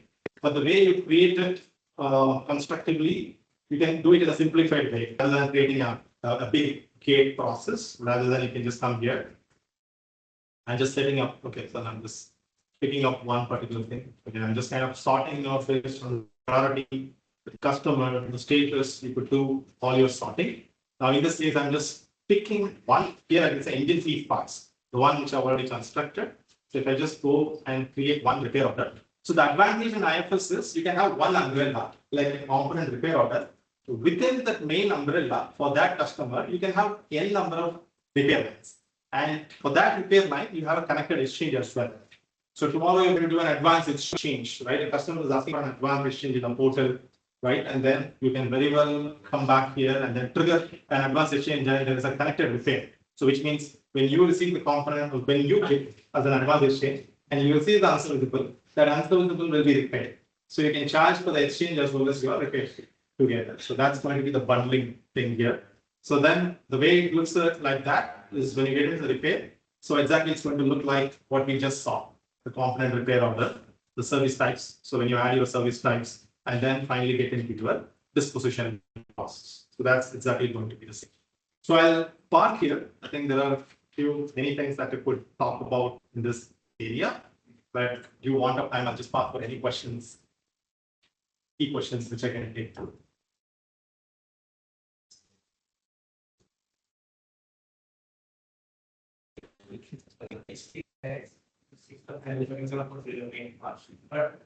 How that we handle the expense those options are typically regulations. We can't on the materials, the management and also the experience. How do you You are including expendables as part of your. as part of the hit to be as a non compliance. So what this is important.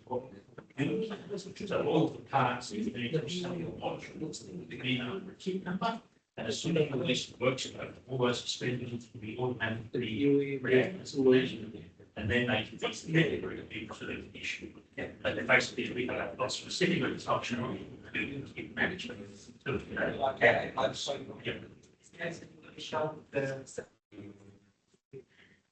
Start, no.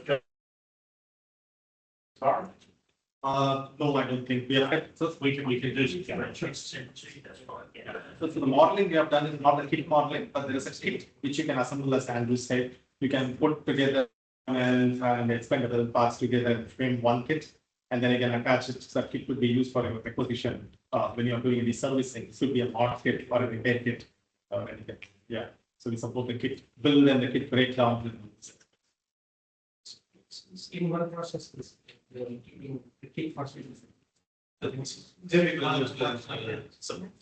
on the supply chain side. So from the demand for the planning and execution, you'll say, I want this kit.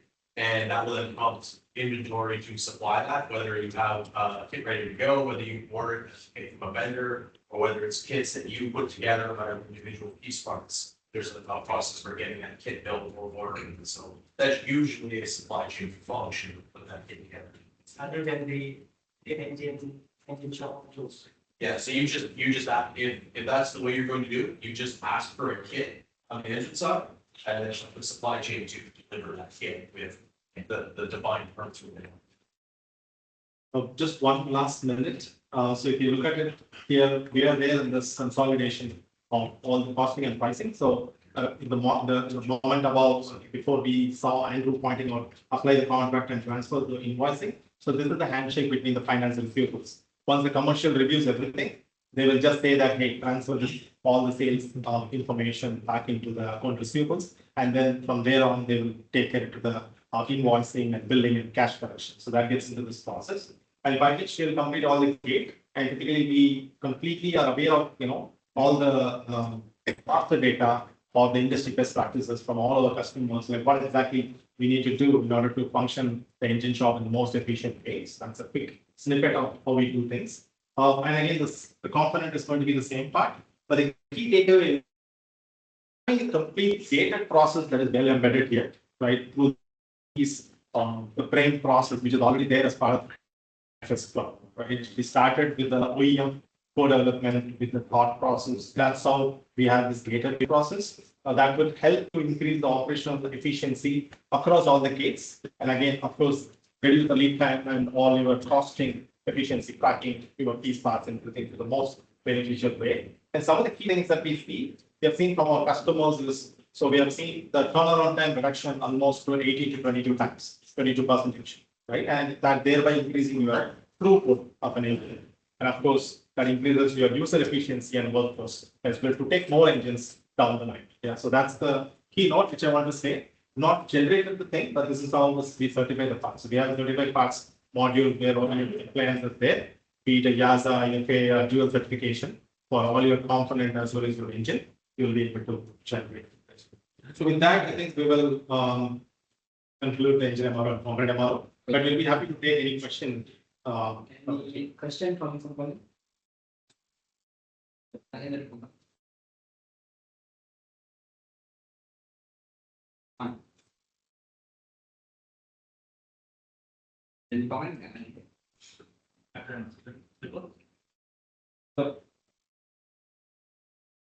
Saya juga boleh bahas soal yang dia capacity dalam sendiri.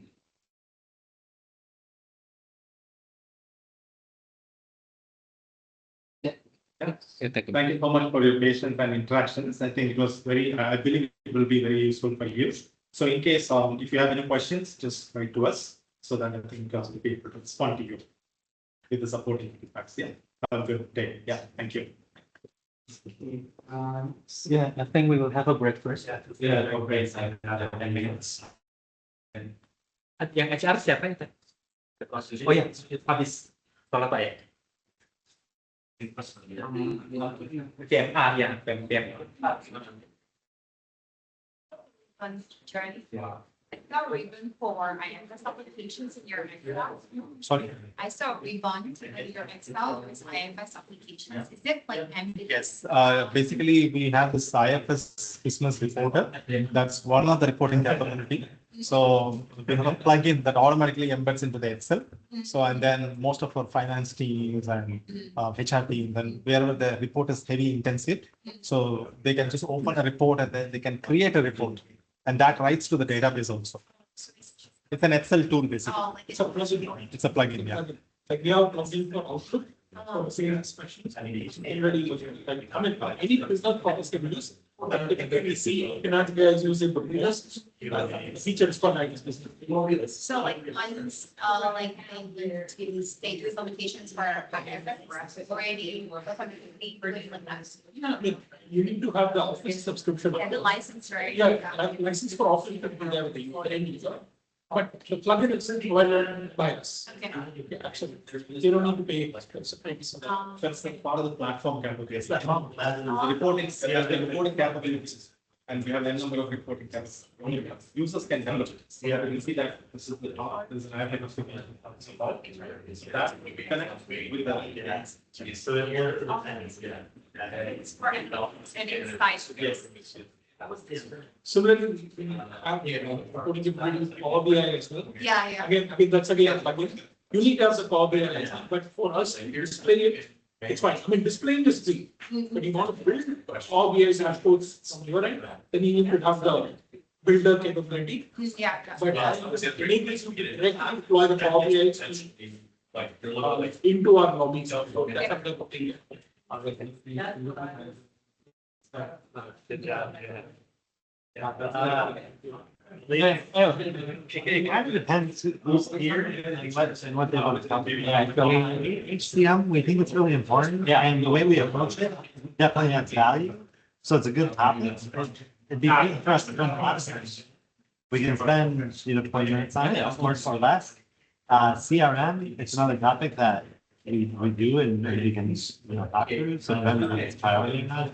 PMA, they think would be good to cover, especially if we have more time. Yeah. But another important topic, so there's kind of like, we could probably try for 2 of them. Depending on this. Other topics we're open to discussing.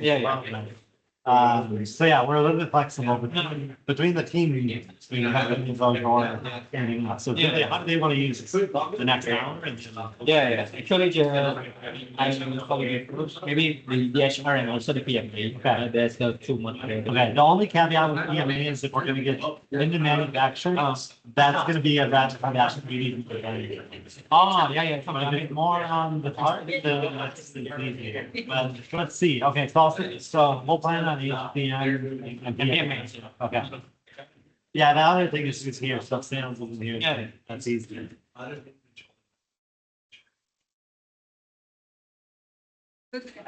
Let's cover,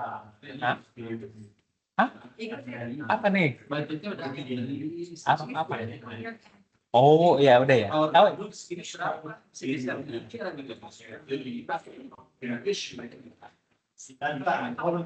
Tanggal berapa? Ya lu udah nggak sih? Lu udah nggak sih? 28 November.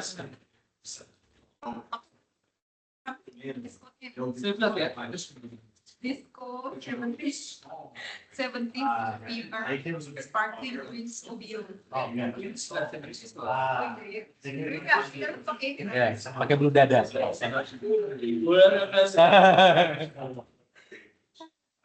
bulu kadang nggak tenang.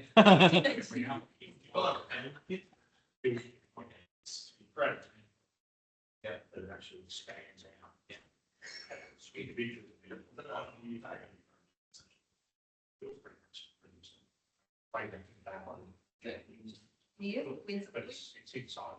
Ada bintang tamunya. Game, tante-tante itu. Bintang tamunya itu yang audisi, yang audisi kan. Oke sih, jangan jadi main.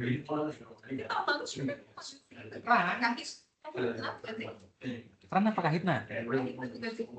Iya kahitna. Habis kayaknya. Sebelum buat soal modernization.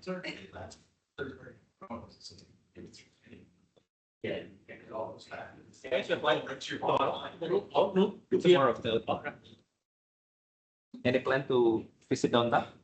Q4 is like. Oh really? Oh Q4, right? Okay, a lot of things to do. We're all multitasking. People like you, Deloitte, Accenture, all of us, like, we got busy. Oh yeah, of course. Everybody is like, Yeah. So now, thank you.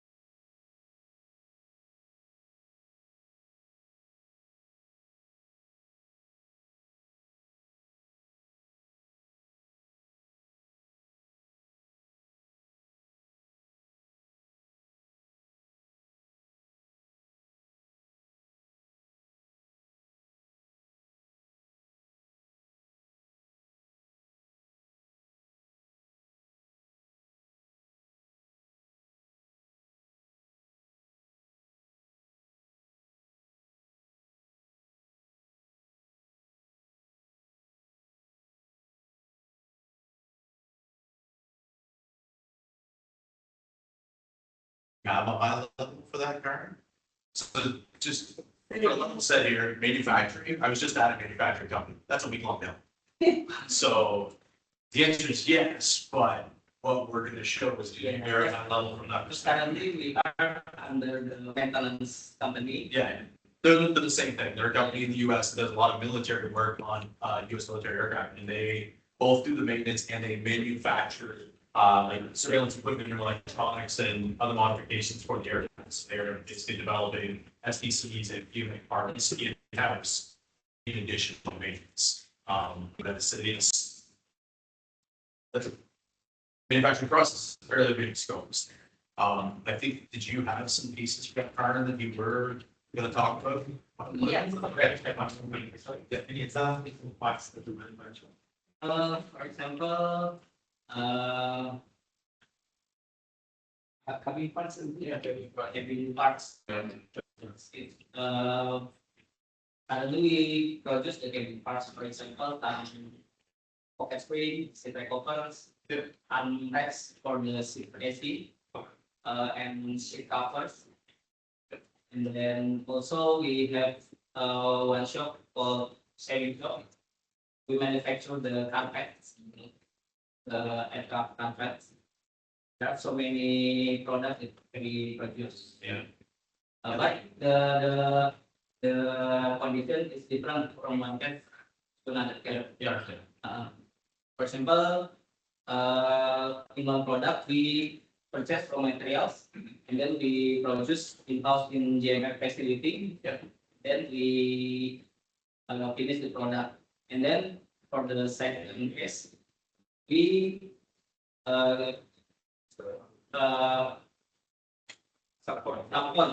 subcontracting with the other party for the full completed income. And then in the third case, how subcontracting. Yeah. To Were you many gonna add cases. something in, or do you have an additional question? No, I mean, we usually it's the engine shop, stuff that we just finished. Yes. So all the basic functionality for manufacturing is 95% the same as for MLO. But rather than doing it disassembly, we create a shop order which has manufacturing at the time. You have the twist material you need. That's what I'm gonna show. Shafts of iron lines. So you're ready to go, John. Awesome. All right, so I'm assuming that when you're deciding to produce PMA parts, you've got to go through some kind of engineering process, a prototyping process, testing process, et cetera, and so forth. So we're going to jump right into the shop order itself as if we were manufacturing these things, but we can talk about how those elements are supported.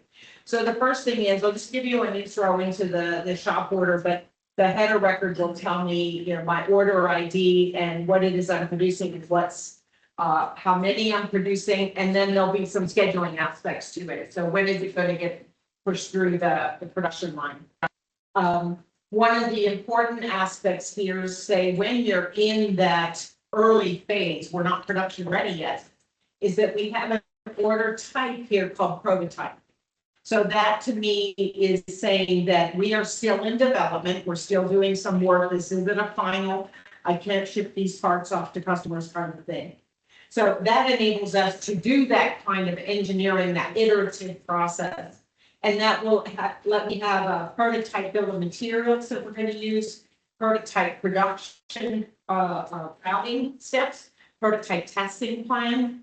So all of those are in here as well. So that's the first distinction that I would make. And then the second one is we're going to come down to this guy right here. Now I have another order. Let's say I've made it through all of that certification process and I'm ready to go for production purposes. So we can manually create these orders, or the planning processes can create them based on demand or safety stock or however we want.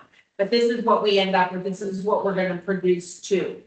And it will have an order type here of manufacturing. So, and then we have scheduling. We can schedule backwards and forwards from due date to or start date. You can also do finite loading of resources or infinite loading of resources. But when we get down here into some of these tabs, for instance, it'll keep track of our status, and we'll go into some of these details as well. But my materials tab is going to start off as a copy of the bill of materials as it exists. Get my water. Water.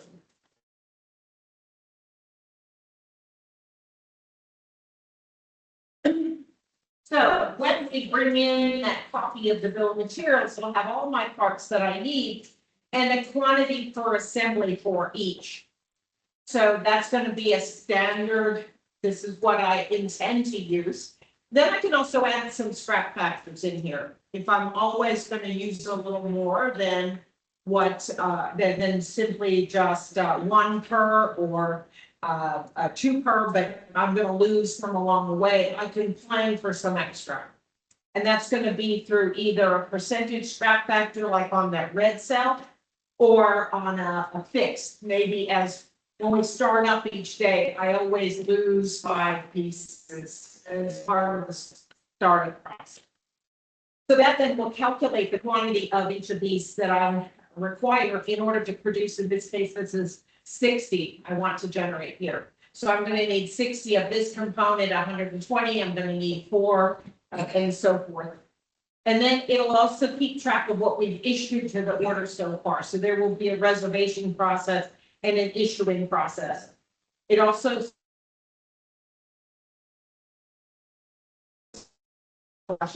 if that's what you want to know, production, okay, just get rid of the inventory that I must have used to produce.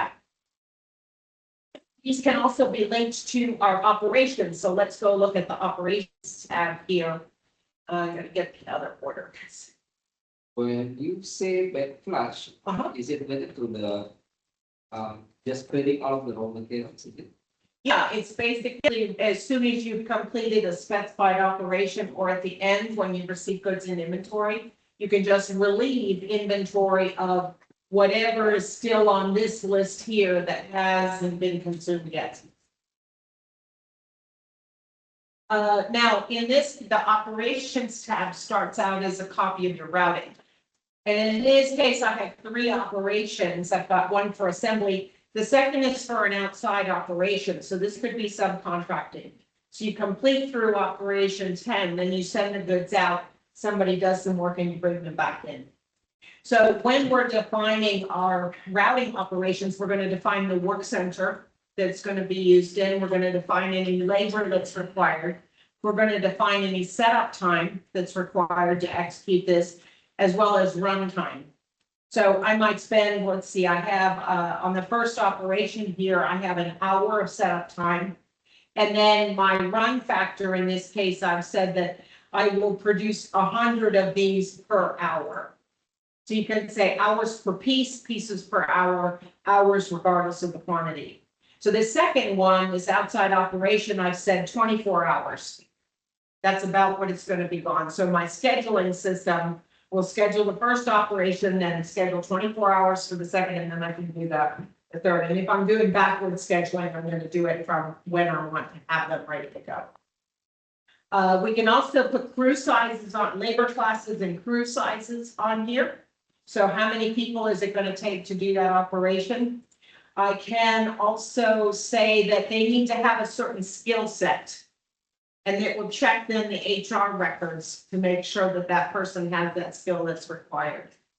Let's see, when we have the outside operation, then what the system will do is create the purchase order for us.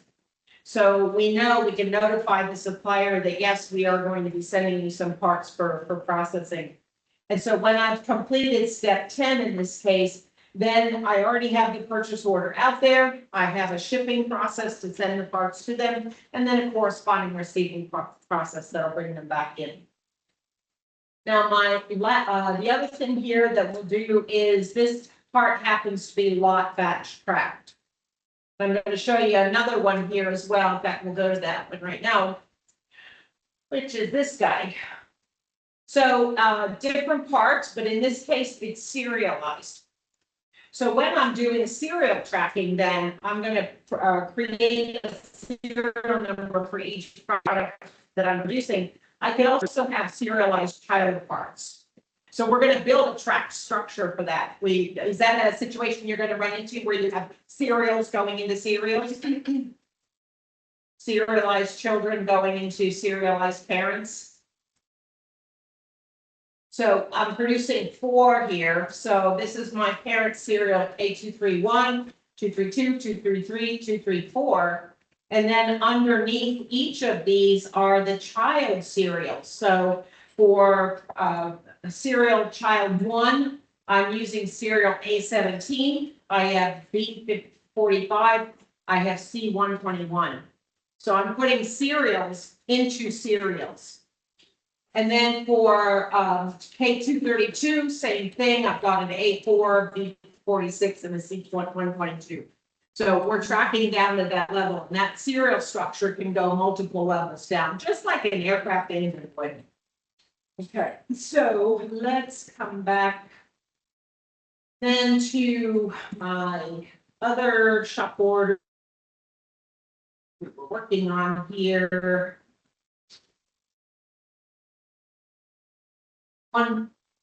Yes. Now, the other thing that I'm doing here is also capturing test results. So if I go to my inspection, which is just a step in the routing, in this case, it doesn't have to be. Then I can go to my shop work analysis and do the different shop work. A little part of the process, so. Report. Okay, so now what I've done is I've also defined a control plan. I want to go out and capture test results. So it'll take a copy of the control plan and put it in here, telling me at this operation, at each of these operations, I want to check a diameter. I'm going to check a weight. I'm going to do an appearance check. And I'm also going to do a pass fail check, just to show some of the different capabilities. And then we will be able to capture, say, variable data, numbers, attribute data. It's good, it's not good. I'm counting defects, defectives, non-conformities, non-conforming. And then let's go and report some test results here. And as I report my test results, see then that okay, let's go back. That the system will be analyzing these. So those green badges are indicating we're in specification, we're within spec here. And if I go and want to report or review some test results. So in this case, the check was a diameter check. And I have a sample size of 3. So I told it what my test results were. And I also told it which tool I was using to capture those test results. That's really important because you got to make sure your tools are always calibrated. And then on my next test here, this is a weight check, I think, and I think I used scales on this one. So which scale did I use? Yep, scales. And then on the third one, this is simply an attribute check. So I'm not recording numbers except to say I either have some defects or some defectives. I can record that as well. And then the last one being simply a go, no go, a pass fail. There's any number of things you could do with this kind of a test. And then once I finish these tests, then we will record those test results against that order, against the serial, against the lot number. So it all hangs together then for traceability purposes. Okay, so what else comes into play here? Let's see. As far as quality management goes, if you're ever doing any statistical process control, that's all supported here as well. If you run into, say, an out of specification condition, lots of things could happen that you decide how you want to react to it. We don't tell you how you need to react. So let's say we had an out of specification condition. You might rework the parts. That's available in cloud. You might write in a non-conformance report. That's available. you might quarantine these. You likely would quarantine them. You might, write an MRB or material review board. So we provide, and you're probably gonna send some notifications to people, let them know that this has happened. So there's a lot of different, reaction mechanisms available. We don't tell you what you have to do. You pick the ones that you want to, how you want in your business to react to a non-conformance. Okay. Let's see, we're back on the shop order here. Let's see if there's anything interesting up here. So, Johnny showed before the break, the shop floor workbench, where a user can come in and say, give me the orders I'm supposed to work on today. So it's the very same shop floor workbench for, manufacturing purposes as well. Give me the orders I'm working on. I can start production. I can stop production. I can receive parts. I can issue parts. I can do all kinds of things right from the shop floor workbench. Let's see, receipts. So then we can do some receipts of inventory.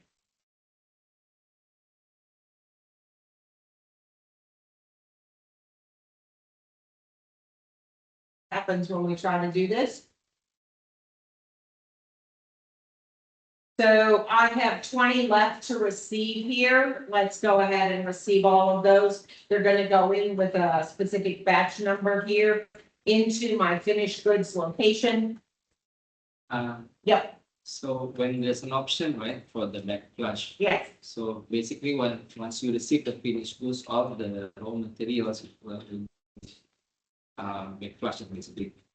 So in terms of the accounting part, what's the journals for this one? So for back flushing, so for when you're doing back flushing, there will be for the raw material. And I believe what happens is that immediately the data goes in the WIP. And then immediately, because you're receiving the finished goods at the same time, you're going to have a debit to inventory for the receipt of the finished product and a credit to WIP at the same time. So the backflush transaction will actually write two transactions, one to put it into WIP and one to immediately take it out of WIP.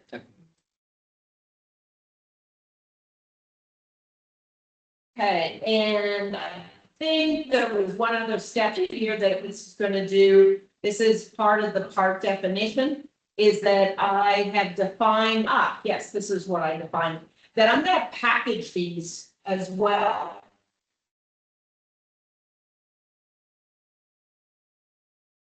I want to put 5 each into a small box. And then I'm going to put my 4 small boxes in a big box. This is simply an example of handling units where I containerize these parts into specific handling units. The big one, what I would probably end up doing eventually is that maybe I put 30 pallets for shipping purposes or to go in the inventory. But this is packed this automatically based on the parameters that I set up in the part master record. That I put 5 in a small box, 4 small boxes into it. That's just an example to show you some additional capabilities here. And it keeps track of exactly what goes into each box. So especially to a cereal, if I had 4 boxes here of serialized parts, I would know exactly which cereals went into which boxes. Also very important for a traceability standpoint. Let's see, so you've gotten the fire hose view of shop orders. What other manufacturing kind of questions can I answer? For the shop order. Is it possible to see the tools that are we use Yes, tools that are used on the shop order. on the task here? Yes, so let me make sure that I've got something that's got tools on it.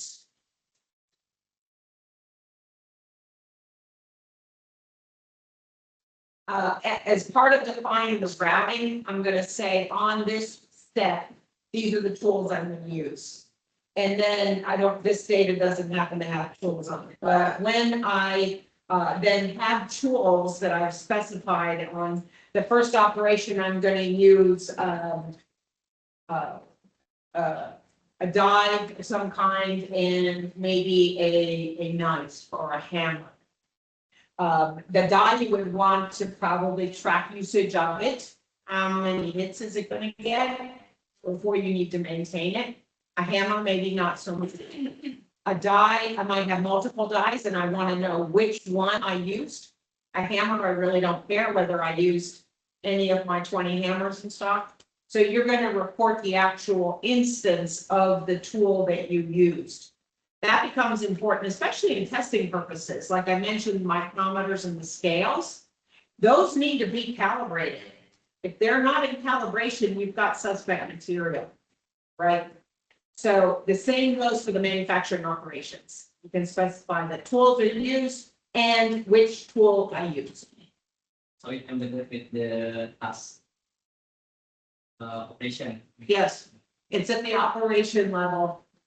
We define by ourselves, for example, that materials, we define ourselves, Mhm. materials, ABC, but for the tools, we define it in operations. Yes, correct. Yep. The other thing you can do with tools is you can schedule your orders by the availability of the tool. Because oftentimes you're not going to be able to use the tool for every order at the same time, right? And when we're infinitely loading, that's what it's going to try to do. So you schedule the tool, schedule the orders according to the availability of the tool. If the tool goes out for maintenance, it's not available. And I have to schedule around it. So tool is another constraint that we can schedule around, as well as work center, machine availability, and people availability. So if I need 2 electricians, for instance, to handle some piece of that routing, and I don't have 2 electricians available in a specific slot, the order moves. Okay, what else would you like to know about manufacturing? 2 minutes. I could talk about manufacturing for a week, so. Yeah, our tools for control the production process in our PMA, there are process documents. Yeah, so that's it, the course of the task. It defines the material that we use, Correct. that we use, operation that we use. Mhm. But I think yes, I'm like this for the features. Yeah, yeah. I think it quite covers all the process now in Vietnam. Yeah, it's very comprehensive. Do you currently use Swift for these processes now? Yeah. You like for that tool data, that tool data is in Swift? This time manually. So now it's manual. Yeah. So now we just typing in the Microsoft Word, and then we print out the processing. Where, and maybe that was the same answer, but where do you do your engineering today? The original art designs, like are you using Team Center, or what is the engineering software that you're doing that in? You first engineering. Sorry. First engineering of the original program. Yes. See, The the process. and then, yeah, they break the Prototype. using what software we use. Oh, for the software. Right. SolidWorks. But that's no one in here that's doing that, it's someone else, like a different group, or that's doing the work in SolidWorks. No, I think they're doing it. But no, I'm sorry, I didn't catch that. We rolling by what's that? By some. Is it, are you the ones who use some a different department within GMF? So it is you guys. In our system, Got we have engineering office. office. Okay. Oh, there are production office in our organization, engineering office, and quality office. Got So for the process Yeah. it's under the production office. Yeah. Maybe for the inspection under quality office, and for the reverse engineering we do under the engineering office. Yeah. So that means It brings up another point, I'm glad you brought this up, that we have also on the shop order related to this part, we also have various documents, electronic files that have been created. One of these is actually a CAD, a visualization of a CAD drawing. So that gets attached to the part master record. And when the order is created, it brings it down automatically for you. So the same goes here. I made one for a regulatory submission. I've got a couple C of As in here as well. And then another aspect to take advantage of is media items. So media items, usually they're just little pictures or some text. They can be audio files or video files as well. But then you can go take a look. I'm not sure what these pictures are going to be, so we're going to find out. This is a paintbrush. Okay, and then another image here that would be useful on the shop floors. This is how I package it, right? That would be useful at the point of use, and I define it one time on the master, and it goes down to that point of use automatically. And then this was just some regulatory text. But that's important. We haven't talked much about document management since we've been here. But a very robust capability here where I can go in and attach electronic files. so we can put our production references, for example, like a drawing, or Exactly. inspection, or special process. Exactly right. And then each of our operations can also have this one does have work guidelines on it. Let's take a look at those. Work guidelines. And Johnny showed this as part of the engine MRO as well, but I have some testing requirements. I have some setup instructions. Those can have documents on them. When the setup is complete, notify the supervisor and QA for test for the attached control plan. If a non-conformance is found, notify the supervisor, create an NCR using the attachments panel. So you're giving a lot of instruction right down to the user by writing it one time on the routing.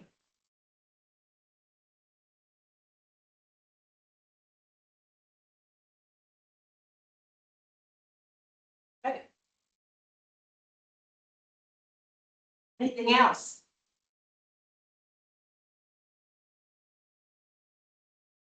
Can we, print out this shop order, maybe the layout for the. So from report, if you want to print things out, there's a reports little drop down there. We'll see what's available here to create, but like a traveler would be one of them that's in here.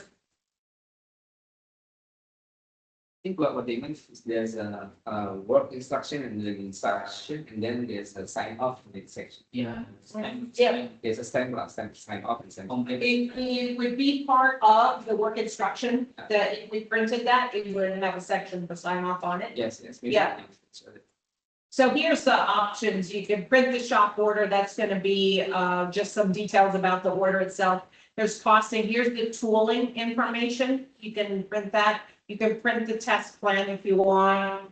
You can print the pick list, the work instruction, barcode labels. So all of those are available to be printed. And then if you want to have people physically signing off, that would be on the work instruction. And likewise, they can sign off electronically. We have a pretty strict evaluation process, but typically in these types of engagements, especially where you're using your current system and a lot of manual processes, one of the things that we usually do is a business value assessment as part of the evaluation process. So before there would be any project kind of benchmark where we think you are today and where you would be after. So if the evaluation process allows, that's one thing that would make sense to pursue this department. Just being able to do all this in one system. Yeah. It's also something that they usually do in the shop. Then I think it's complete the for the requirements. Yeah, For the requirements. Okay. Pretty thorough, Yeah. yeah. Any other questions? We're right at time. Also just wanted to keep in mind what we covered a lot yesterday at the beginning was the flexibility of the solution. So even though we make sure that you maintain control, you have the ability to make changes as you see fit to create more efficiency among all of the teams. So we can try to keep in mind that the process is really easy to go through and the specific functionality that you need to see. But it's not super constricted either. Or help you move more quickly. So we moved away from that a little bit because it's something in the morning. I want to bring that up as long as the business is changing, being able to follow that. Okay. Thanks a lot for your time the last few days. The HR, it's not yet. HR. Oh, you want somebody? Yeah, the HR. Yeah. Sorry, I thought we had a hard stop. No, 4:30. I guess. Yeah. Oh, okay. Our HR folks here? Yeah, there is an HR.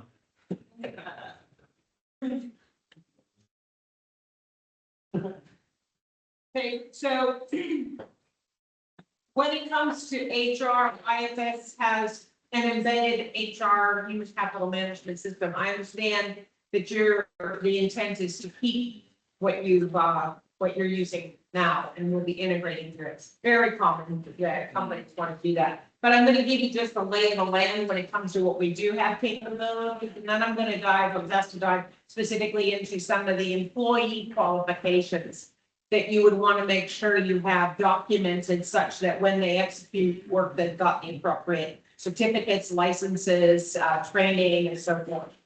So the HCM system in IFS will start off with defining what your organization looks like, what your employee requirements are. And then from there, you can go through, say, a personnel requisition process and go through a recruitment process here. That would be the first thing. Then you can do onboarding of your new employees and so forth. They will have attached to them some schedules. So what kind of schedule does somebody work? And then as they report time, maybe they're clocking in and clocking out. They could perhaps be accruing vacation time or something along those lines. They will also handle absence management. Now that can be vacation. It could be sick leave. It could be family medical leave. And that can be requested and then signed off by supervisors as well. And then time and attendance management is going to keep track of a lot of that also. There is a health and safety component to this also. Employee surveys. So if you want to go out and send some surveys out to your employees to find out what they think, you can do that. Development plans for employees. Somebody aspires to perhaps take on a supervisory role. What do they need to do to accomplish that? Training management. So training management will be the idea of defining training classes that can be held, or training courses, I should say. And then you can have an event, a training event that's going to, say, cover the basics of project management. Or you could also have something like, I'm doing SNOP or SOP training, standard operating procedure training periodically. And then that will get recorded against an employee's record. We do want to talk about the qualifications, so that's where I'm going to go next. That's just a prettier picture of what we just looked at.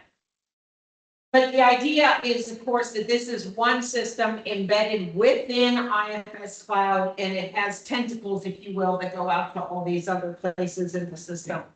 But let's look a little bit at an employee master record, because that's where we're going to keep track of their qualifications. So this is a typical employee master record. It's got all kinds of information down the left-hand side. We've got Sophie's record, her name, her date of birth, and so forth. But under the qualifications tab, this is how we break down various kinds of qualifications. We have competences, which are user-defined, education, certificates, work experience, merits, training history, Now, all of those can become part of a qualification profile. I need somebody with some set of these skills. It should be competences and education and certificates and work experience. So when we do the act of matching we need somebody with certain skill set. We're going to look here to see who has the skill set. And when we report operations, if it requires a skill set, let's say it requires an electrician skill set, and I try to log in, I'm not an electrician, so it's not going to let me do that. So it's still future confirm. I'm sorry? A matching? Yeah, so you can do, what we can do is like a gap analysis. Yeah, so here's the profile I need, here's my employees and where they exceed or are, if their capabilities are less than what's required. So breaking this down a little bit further, our competencies here, so these are all user defined. You'll have a competency level. So somebody here, this is, there's a competency in English, excellent English speaker, and they'll have valid from and to dates on them as well. So these competences and any of the other parameters can expire over time as well. And then here we have a certificate. So this is an example of a certificate. It's valid through 2029 in this case. And then another example, the training history. So in this case, we have lone worker health and safety training, ladder training. And then I wanted to show another example of different person with her personal profile. And in this case, she's got a different set of competences with their competence levels and effectivities on this. So a few of these expire in 2026 in this case. So in that case, she wouldn't be considered qualified any longer until that was extended. And then this can also say if it has to do with certificates, you might have some electronic files if you want to keep attached to the record. And so this is just part of Amy's personnel files. So that's what I was asked to talk about for the HCM aspect. You see, we have a whole lot in there. This, I think, is going to be the most relevant aspect to making sure that you have qualified people doing the work. Do you have a lot of contractors or mostly direct? Yeah.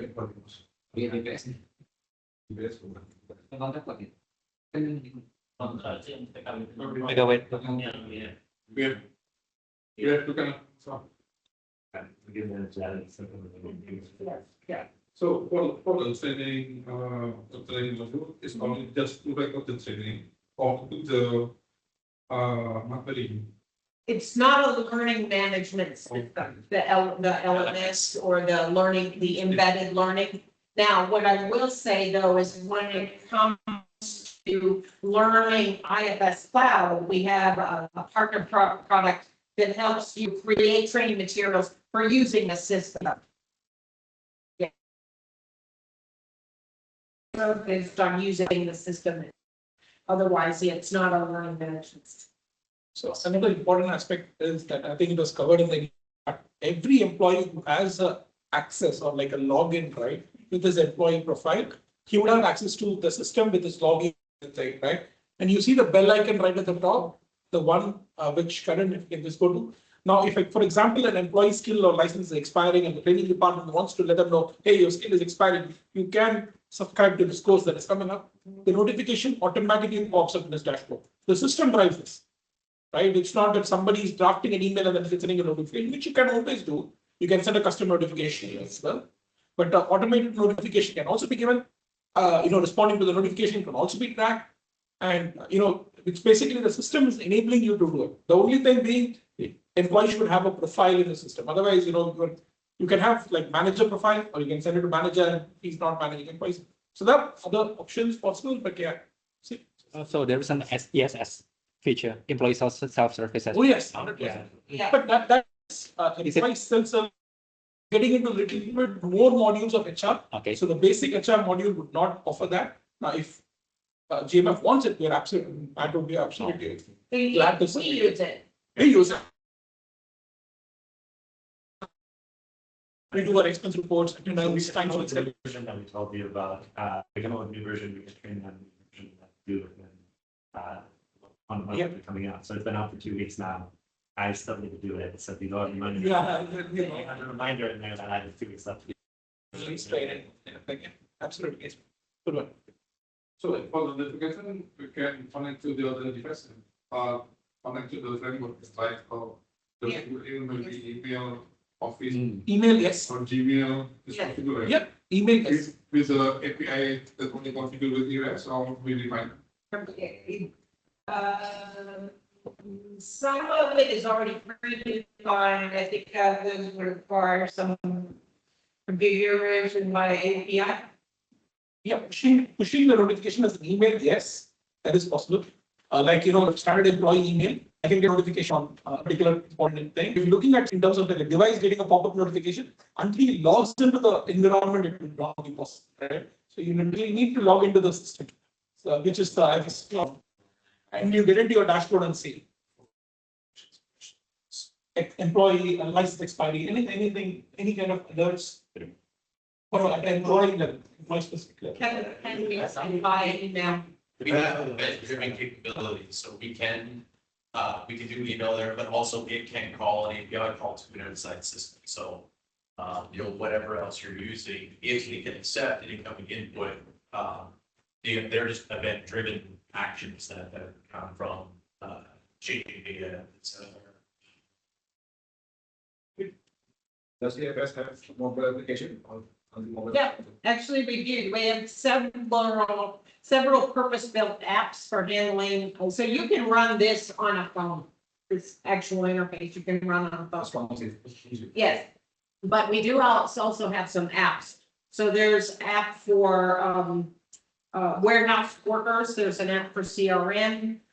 There's also an app for, say, supervisors or approvers. So somebody does purchase requisition approvals for time card approvals or invoice approvals, vacation approvals. There's an app for that as well. For HCM, we usually, employees, we usually use it in browsers, so I use Yeah. We'll phone the browser. We have 2 FAs, so it connects that through Microsoft. IFS have substitution of the employee. I think if I would like to take vacation or take for leave, so I have some people and some. Yeah, for optimization purposes, Yeah. if, let's say, Matt's gonna be out of the office, he can designate that I'm his substitute while he's out of the office. As soon as he comes back, then my substitution isn't valid anymore, right? That's the big difference with IFS is HCM, it's meant for operators and businesses like this, so there's special functionality for that type of requirement where it has an impact in production, especially. So is it possible if we have IFS already on the substitution to the system or the application get the function? I think so for the substitution, I must use IFS to change to make a lift and the substitution. I have another application that lift is substitution. It's possible to connect. So they have a different time in the system that they keep. Okay. Yeah, I mean, see, again, it's like at what, It's at similar. what points of conflict you clear this, like, you have one independent HCM system that does end-to-end HCM management, your benefits, compensation and benefits, those sort of things are managed in the independent HCM system. But now you bring in IFS to do it, then you would have to start integrating at multiple levels because your leaves are directly connected to your compensation and benefits. If your core HR system is want to manage it, and then you want to manage leave in IFS, yeah, it's like, you need to identify that. Yeah. There could be a potential conflicts. So there is, and what, how you would want to set it up. Exactly. That's part of set up an implementation where we would either set it up within IFS itself, or we could set up the integrations with the system that you're already using. But if the features and requirements you have, 100% can be met by IFS. There's no doubt about it. That we can definitely do. Then you're just choosing if you want to use it. I want to use it. We have customers that integrate to other HR systems all the time. That's where the key part comes into the operations functionality and the certification like that. Evidently, you use something else, but for core HCM requirements, there might be some spicy, want to use, continue to use some of that. Yeah. That's the point of view, the engineer. But the engineer can see what, how many tasks they will do yet tomorrow or next week. Sure. Yeah. So there's a task capability here where if I want to say, write myself a reminder to take care of something, I can create me a task. Matt could assign me tasks and I'll have a task list that I need to work through. The system can create tasks automatically for you as well. If something has happened, hey, this purchase order exceeds a certain amount. You need to authorize it if you notify you with a task also. But your lobbies are always going to be like a task master, if you will, also. So let's go back and take a look at this lobby we were looking at earlier today. So for instance, it happens to be red for a reason. I want to draw attention to it. It's the fact this happens to be an accounting process, but I had some rejected counts. So this is a to-do list. I need to come in and take a look at that element to see what it is I need to take care of. Likewise, let's go down to my procurement. So under my procurement, look, I've got 25 PO lines that are late. Somebody ought to react to that. However, my quotation lines are in good shape. I have some requisitions that need to be authorized. So this also becomes a to-do list or a task list. For the technician also have this. Yep, everybody can have these. So this is the procurement parts, right? This one happens to be focused on procurement. This, the one that I started with here happens to be focused on warehousing. But these are all user configurable. You would have, the finance people would have their own sets of these, say a shop floor supervisor would have a copy that's presenting that kind of information to the supervisor. It's just a function of this lobby concept that we have. You can create your own dashboards focused on whatever you want it to be. So for the technician, in addition to that, the engineer, the component, we also have the shop order operation assignment window. Based on the operation, if you collect all the assignments. Without question, Mm-hmm. based on your experience, if we want to implement this, how many people do we need? And how many people to find out the design? Sorry. For implementation,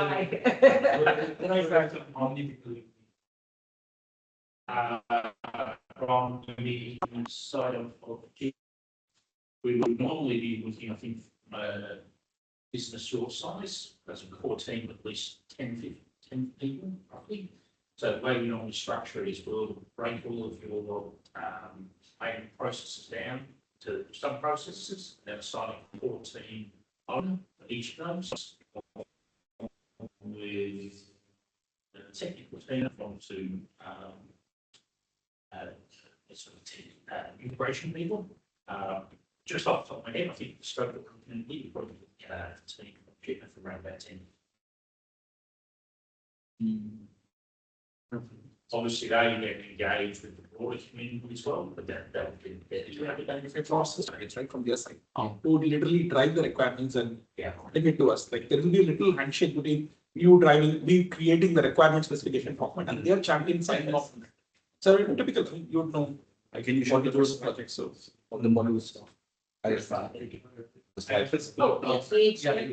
you ask for it, it all depends on the number of users. Each of those guys are actually This one. sorry. but the foundation. Also like. Or you know, we have the concept of the college, and then general case, we have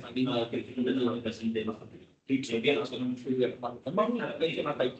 Connected process. 100%. at the time, But the we want to do a little bit of phased project, we can slowly cut out the. so if there was in this place, the. That gives you lesser headcount. more time. Everyone wants to. So for me, it's too much. So on that, training, test management, 18 months. data migration is a big task. So we don't know how to calculate the resources. We normally go through an exercise with you once we've nailed down the requirements and the time frame to give you a more accurate understanding what people we need and what areas. So again, going purely off the number of employees you have. But once we get further into it, we'll look into these exercise so you can understand that. I think we need a lot more information before we can really do it relatively tight. And it varies too. I mean, there's a balance for less cost of implementation that you expect you to provide more resources or a higher cost implementation than we can bring in resources for it. And we can understand the data today and how much data we're bringing in and all that too. And across the different departments, that's just talking to PMA for but we've kind of just come in without our 2 days based on our expectations, but that's without, normally we have a site visit prior to that and multiple days to gather information for us to start building a better understanding of the project. So we're actually, even though we were able to just go through this last 2 days, I think like our knowledge level of your specific situation is still relatively low versus more of the general situations. Quite high.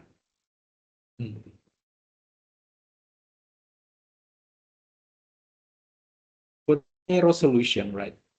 What does it mean by selected markets? So, for instance, in North America, we don't do payroll in IFS. Okay. We always integrate to a third-party payroll system, taxation, things of that nature. But there are some markets, I think in Europe, mostly benefit. All right. Does it cover the Indonesian currently? I don't know. Right. Payroll is right. Yeah. I mean, it's very specific country, right? So That's why we usually integrate to. the That should be significant. yeah. Can get it fast. Some say betul gitu.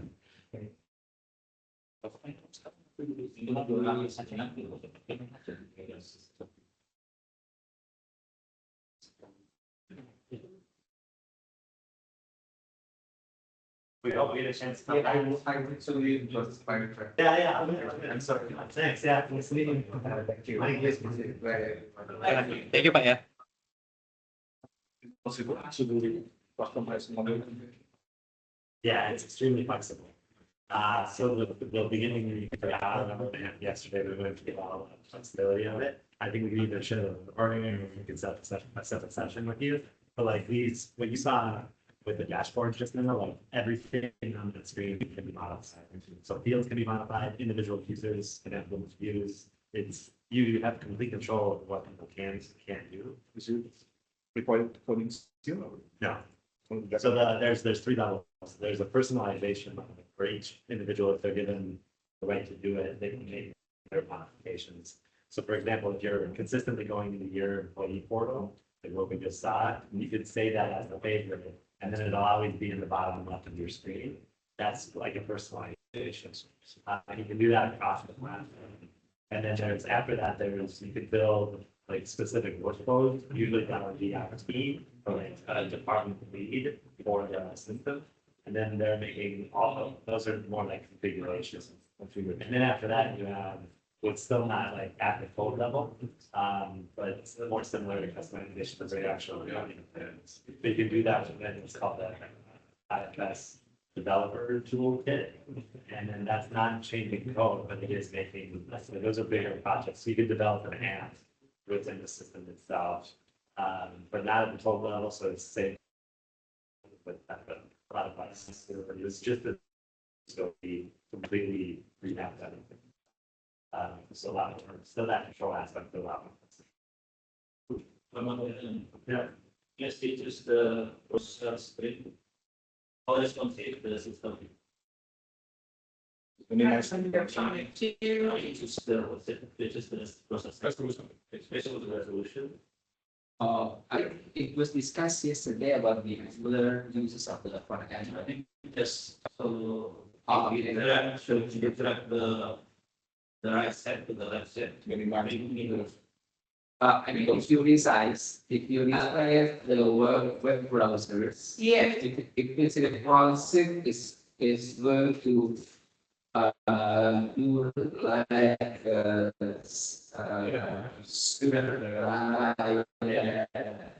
Yeah.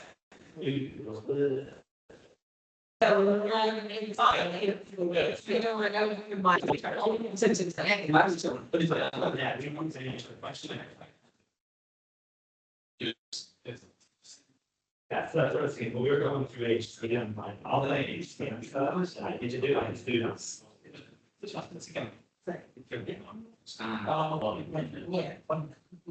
Just leave it on. So that's like emulating a different size of device. You can see how. And if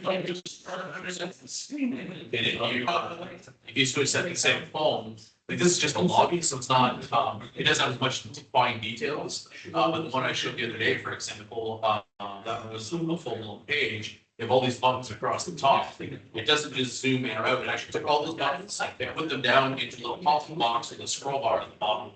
So it's a true refactoring of the screen based both on the dimensions of the device and the operating system that the device is running. Okay. So the user experience is actually different whether you're on an Android device or an iOS device, and the size of that. That's not what I'm concerned. Same screens, when I say different, I just mean that it will factor in to work ideally on a particular device. Nice. Thank you, sir. Yeah. The logins are more just they hook down, there isn't a certain amount of zoom there, but when you get into a page, then the refactoring is quite a bit different. Drop down field is another example. If you've used that on your phone, you get that little fixed drop down with a scroll bar on the side, and you use your finger to go through items. It'll convert to that. Earlier, I was talking about the DDA, we usually do it in and manufacturing, we usually do it in development. And that's everything you come forward with the presentation and configuration and then the so that can be pretty an option.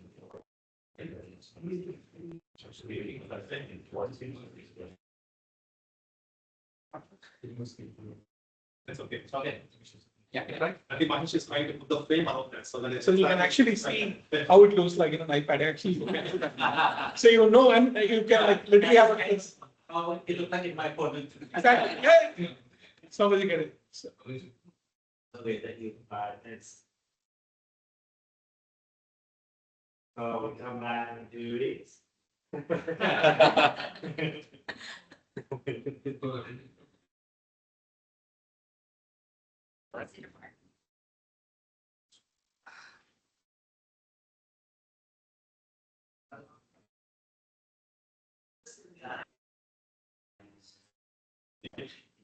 Thank you, Brad.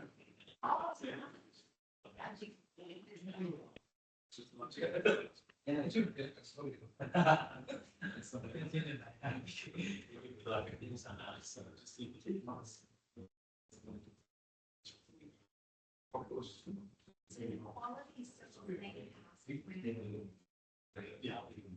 Full functionality. Everything you can use exactly the same. It's exactly the same, the web viewer. Like a planned application.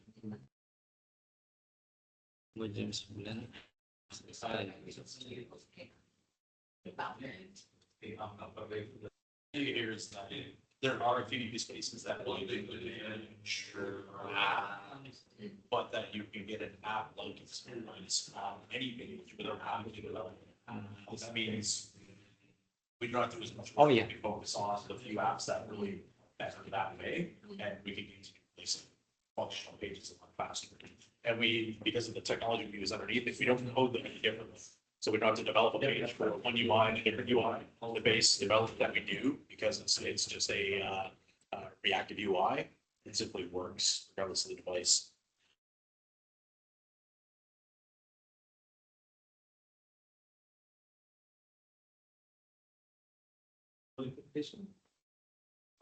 Again, it depends on the scope, what you're saying. Let's say for this size, here comes in here. Profit. The bigger piece, and there can be multiple, usually there's multiple phases. And in this organization, there are potentially some parallel friends. Needs to happen with the specifically with defining their level of configurations for the aircraft, loading their current records for the aircraft, versus getting the MRO up and running where they can start bringing in third party. Those are possibly two things that could run in parallel. The records piece, that one is, you know, depending on the fleet size and the number of different types you have, 18 months-ish. It's highly dependent on the quality of data that you have. Do you have people who understand where you're getting this? Do you have decision makers when we inevitably find that there's bad data and we need someone to say like, how many hours are on this component? Do you have people available and can they find that data? Those are the things that actually swing the timeline. But for just a few fleet types that are tracked, probably 18 months-ish. And again, that's a very, very rough guess, right? Based on what we know now. Yeah, that's one of the things for us. It's also the business process piece, right? Yeah. Ideally, you're not looking to do exactly what you're doing today. If that was working perfectly, you would be switching. So part of that is determining, do you do a like and then try to change your processes later to ease the change management? Or do you need that additional value or is it practical to do it? That's where like Andrew, the Tsunami guys come in, a few folks from our side that are more on the business process pieces. They'll work through all that with you and they'll sit down and go, okay, look, here are the different ways this can work for you. Here are the implications for those decisions. And that ultimately comes down to, again, decision makers. Does GMF make sure that the people in the room say, we have the authority to make a decision and move this forward? Or is it a lot of having the same workshop over and over? We run into both of those scenarios. Maybe a quick one for you. They don't do a lot of third party, but Copa Airlines is one of the like from an airline perspective. They fly several types of aircraft, but they were up and running in under 18 months. And the key was because they put the right people on it and their senior management and empowered those people to make decisions. In fact, the main guy would put people on it. They came to him with a conflict. You have 2 minutes to tell me why you want it your way, and you have 2 minutes, and I'm going to make a decision. To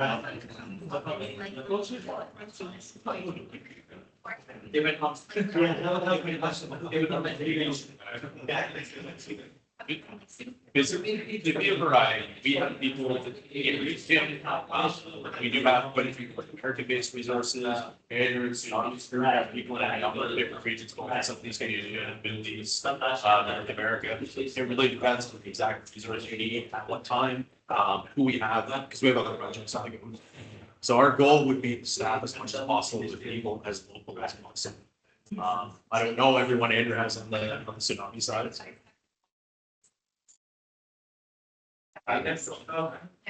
Yeah, so that's something that certainly open to discussing. But reviews are there. It's pretty specialized, so that has to be discussed very carefully because you don't want to bring people in. I know the local language is super helpful, but if they don't understand the business, it doesn't really help. So those are all possibilities. We're a little bit early yet, but there's typically also a certain expectation that you're going to point subject matter experts internally. And well, we're going to be borderline doing the work for you at first. Those people are going to learn how to do that. And a lot of our customers towards the end of a project are pretty much doing everything on their own. And down the road, if you're bringing on, say, for the airlines and bringing a new fleet, most of our customers are capable of inducting a new fleet completely on their own, or just for the manpower, they like, again, get a company like Tsunami where they're like, we could do it, but we'd rather pay you to do the work for us. Tsunami, well, so Andrew came from IFS himself, who was with us for many, many years. And they have a whole team of people that came from the older business unit. So the company I work for that IFS acquired 9 years ago. So they have a ton of people who've been working with this software and the safety screen for a lot of years. That's why they're one of our main partners for this type of organization, an MRO organization, whether it's airline, third party. Did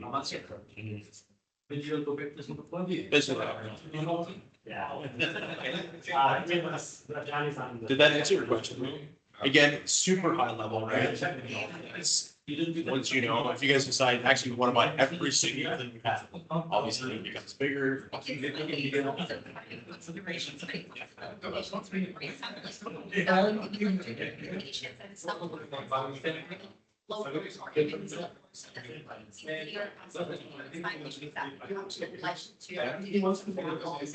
I guess as IFS as offices, I think it's 50 countries, including Singapore. That's where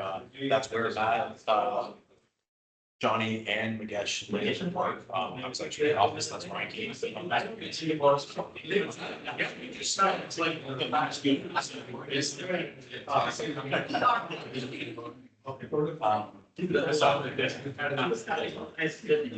typically, like I know your next step is a form of P, and usually, depending on how much detail we get this, as a part of that will be a certain project proposal. Yeah, it's like, again, based on the information. So. Yes. Yeah, again, there's lots of, well, maybe, well, kind of, well, it might be like this. It's a big project. A more. This. Anything else I tried to tell you, just make it enough. Actually, I still think. You know, you might get yourself done. Lagi pause sebentar. Udah. We were. Yeah.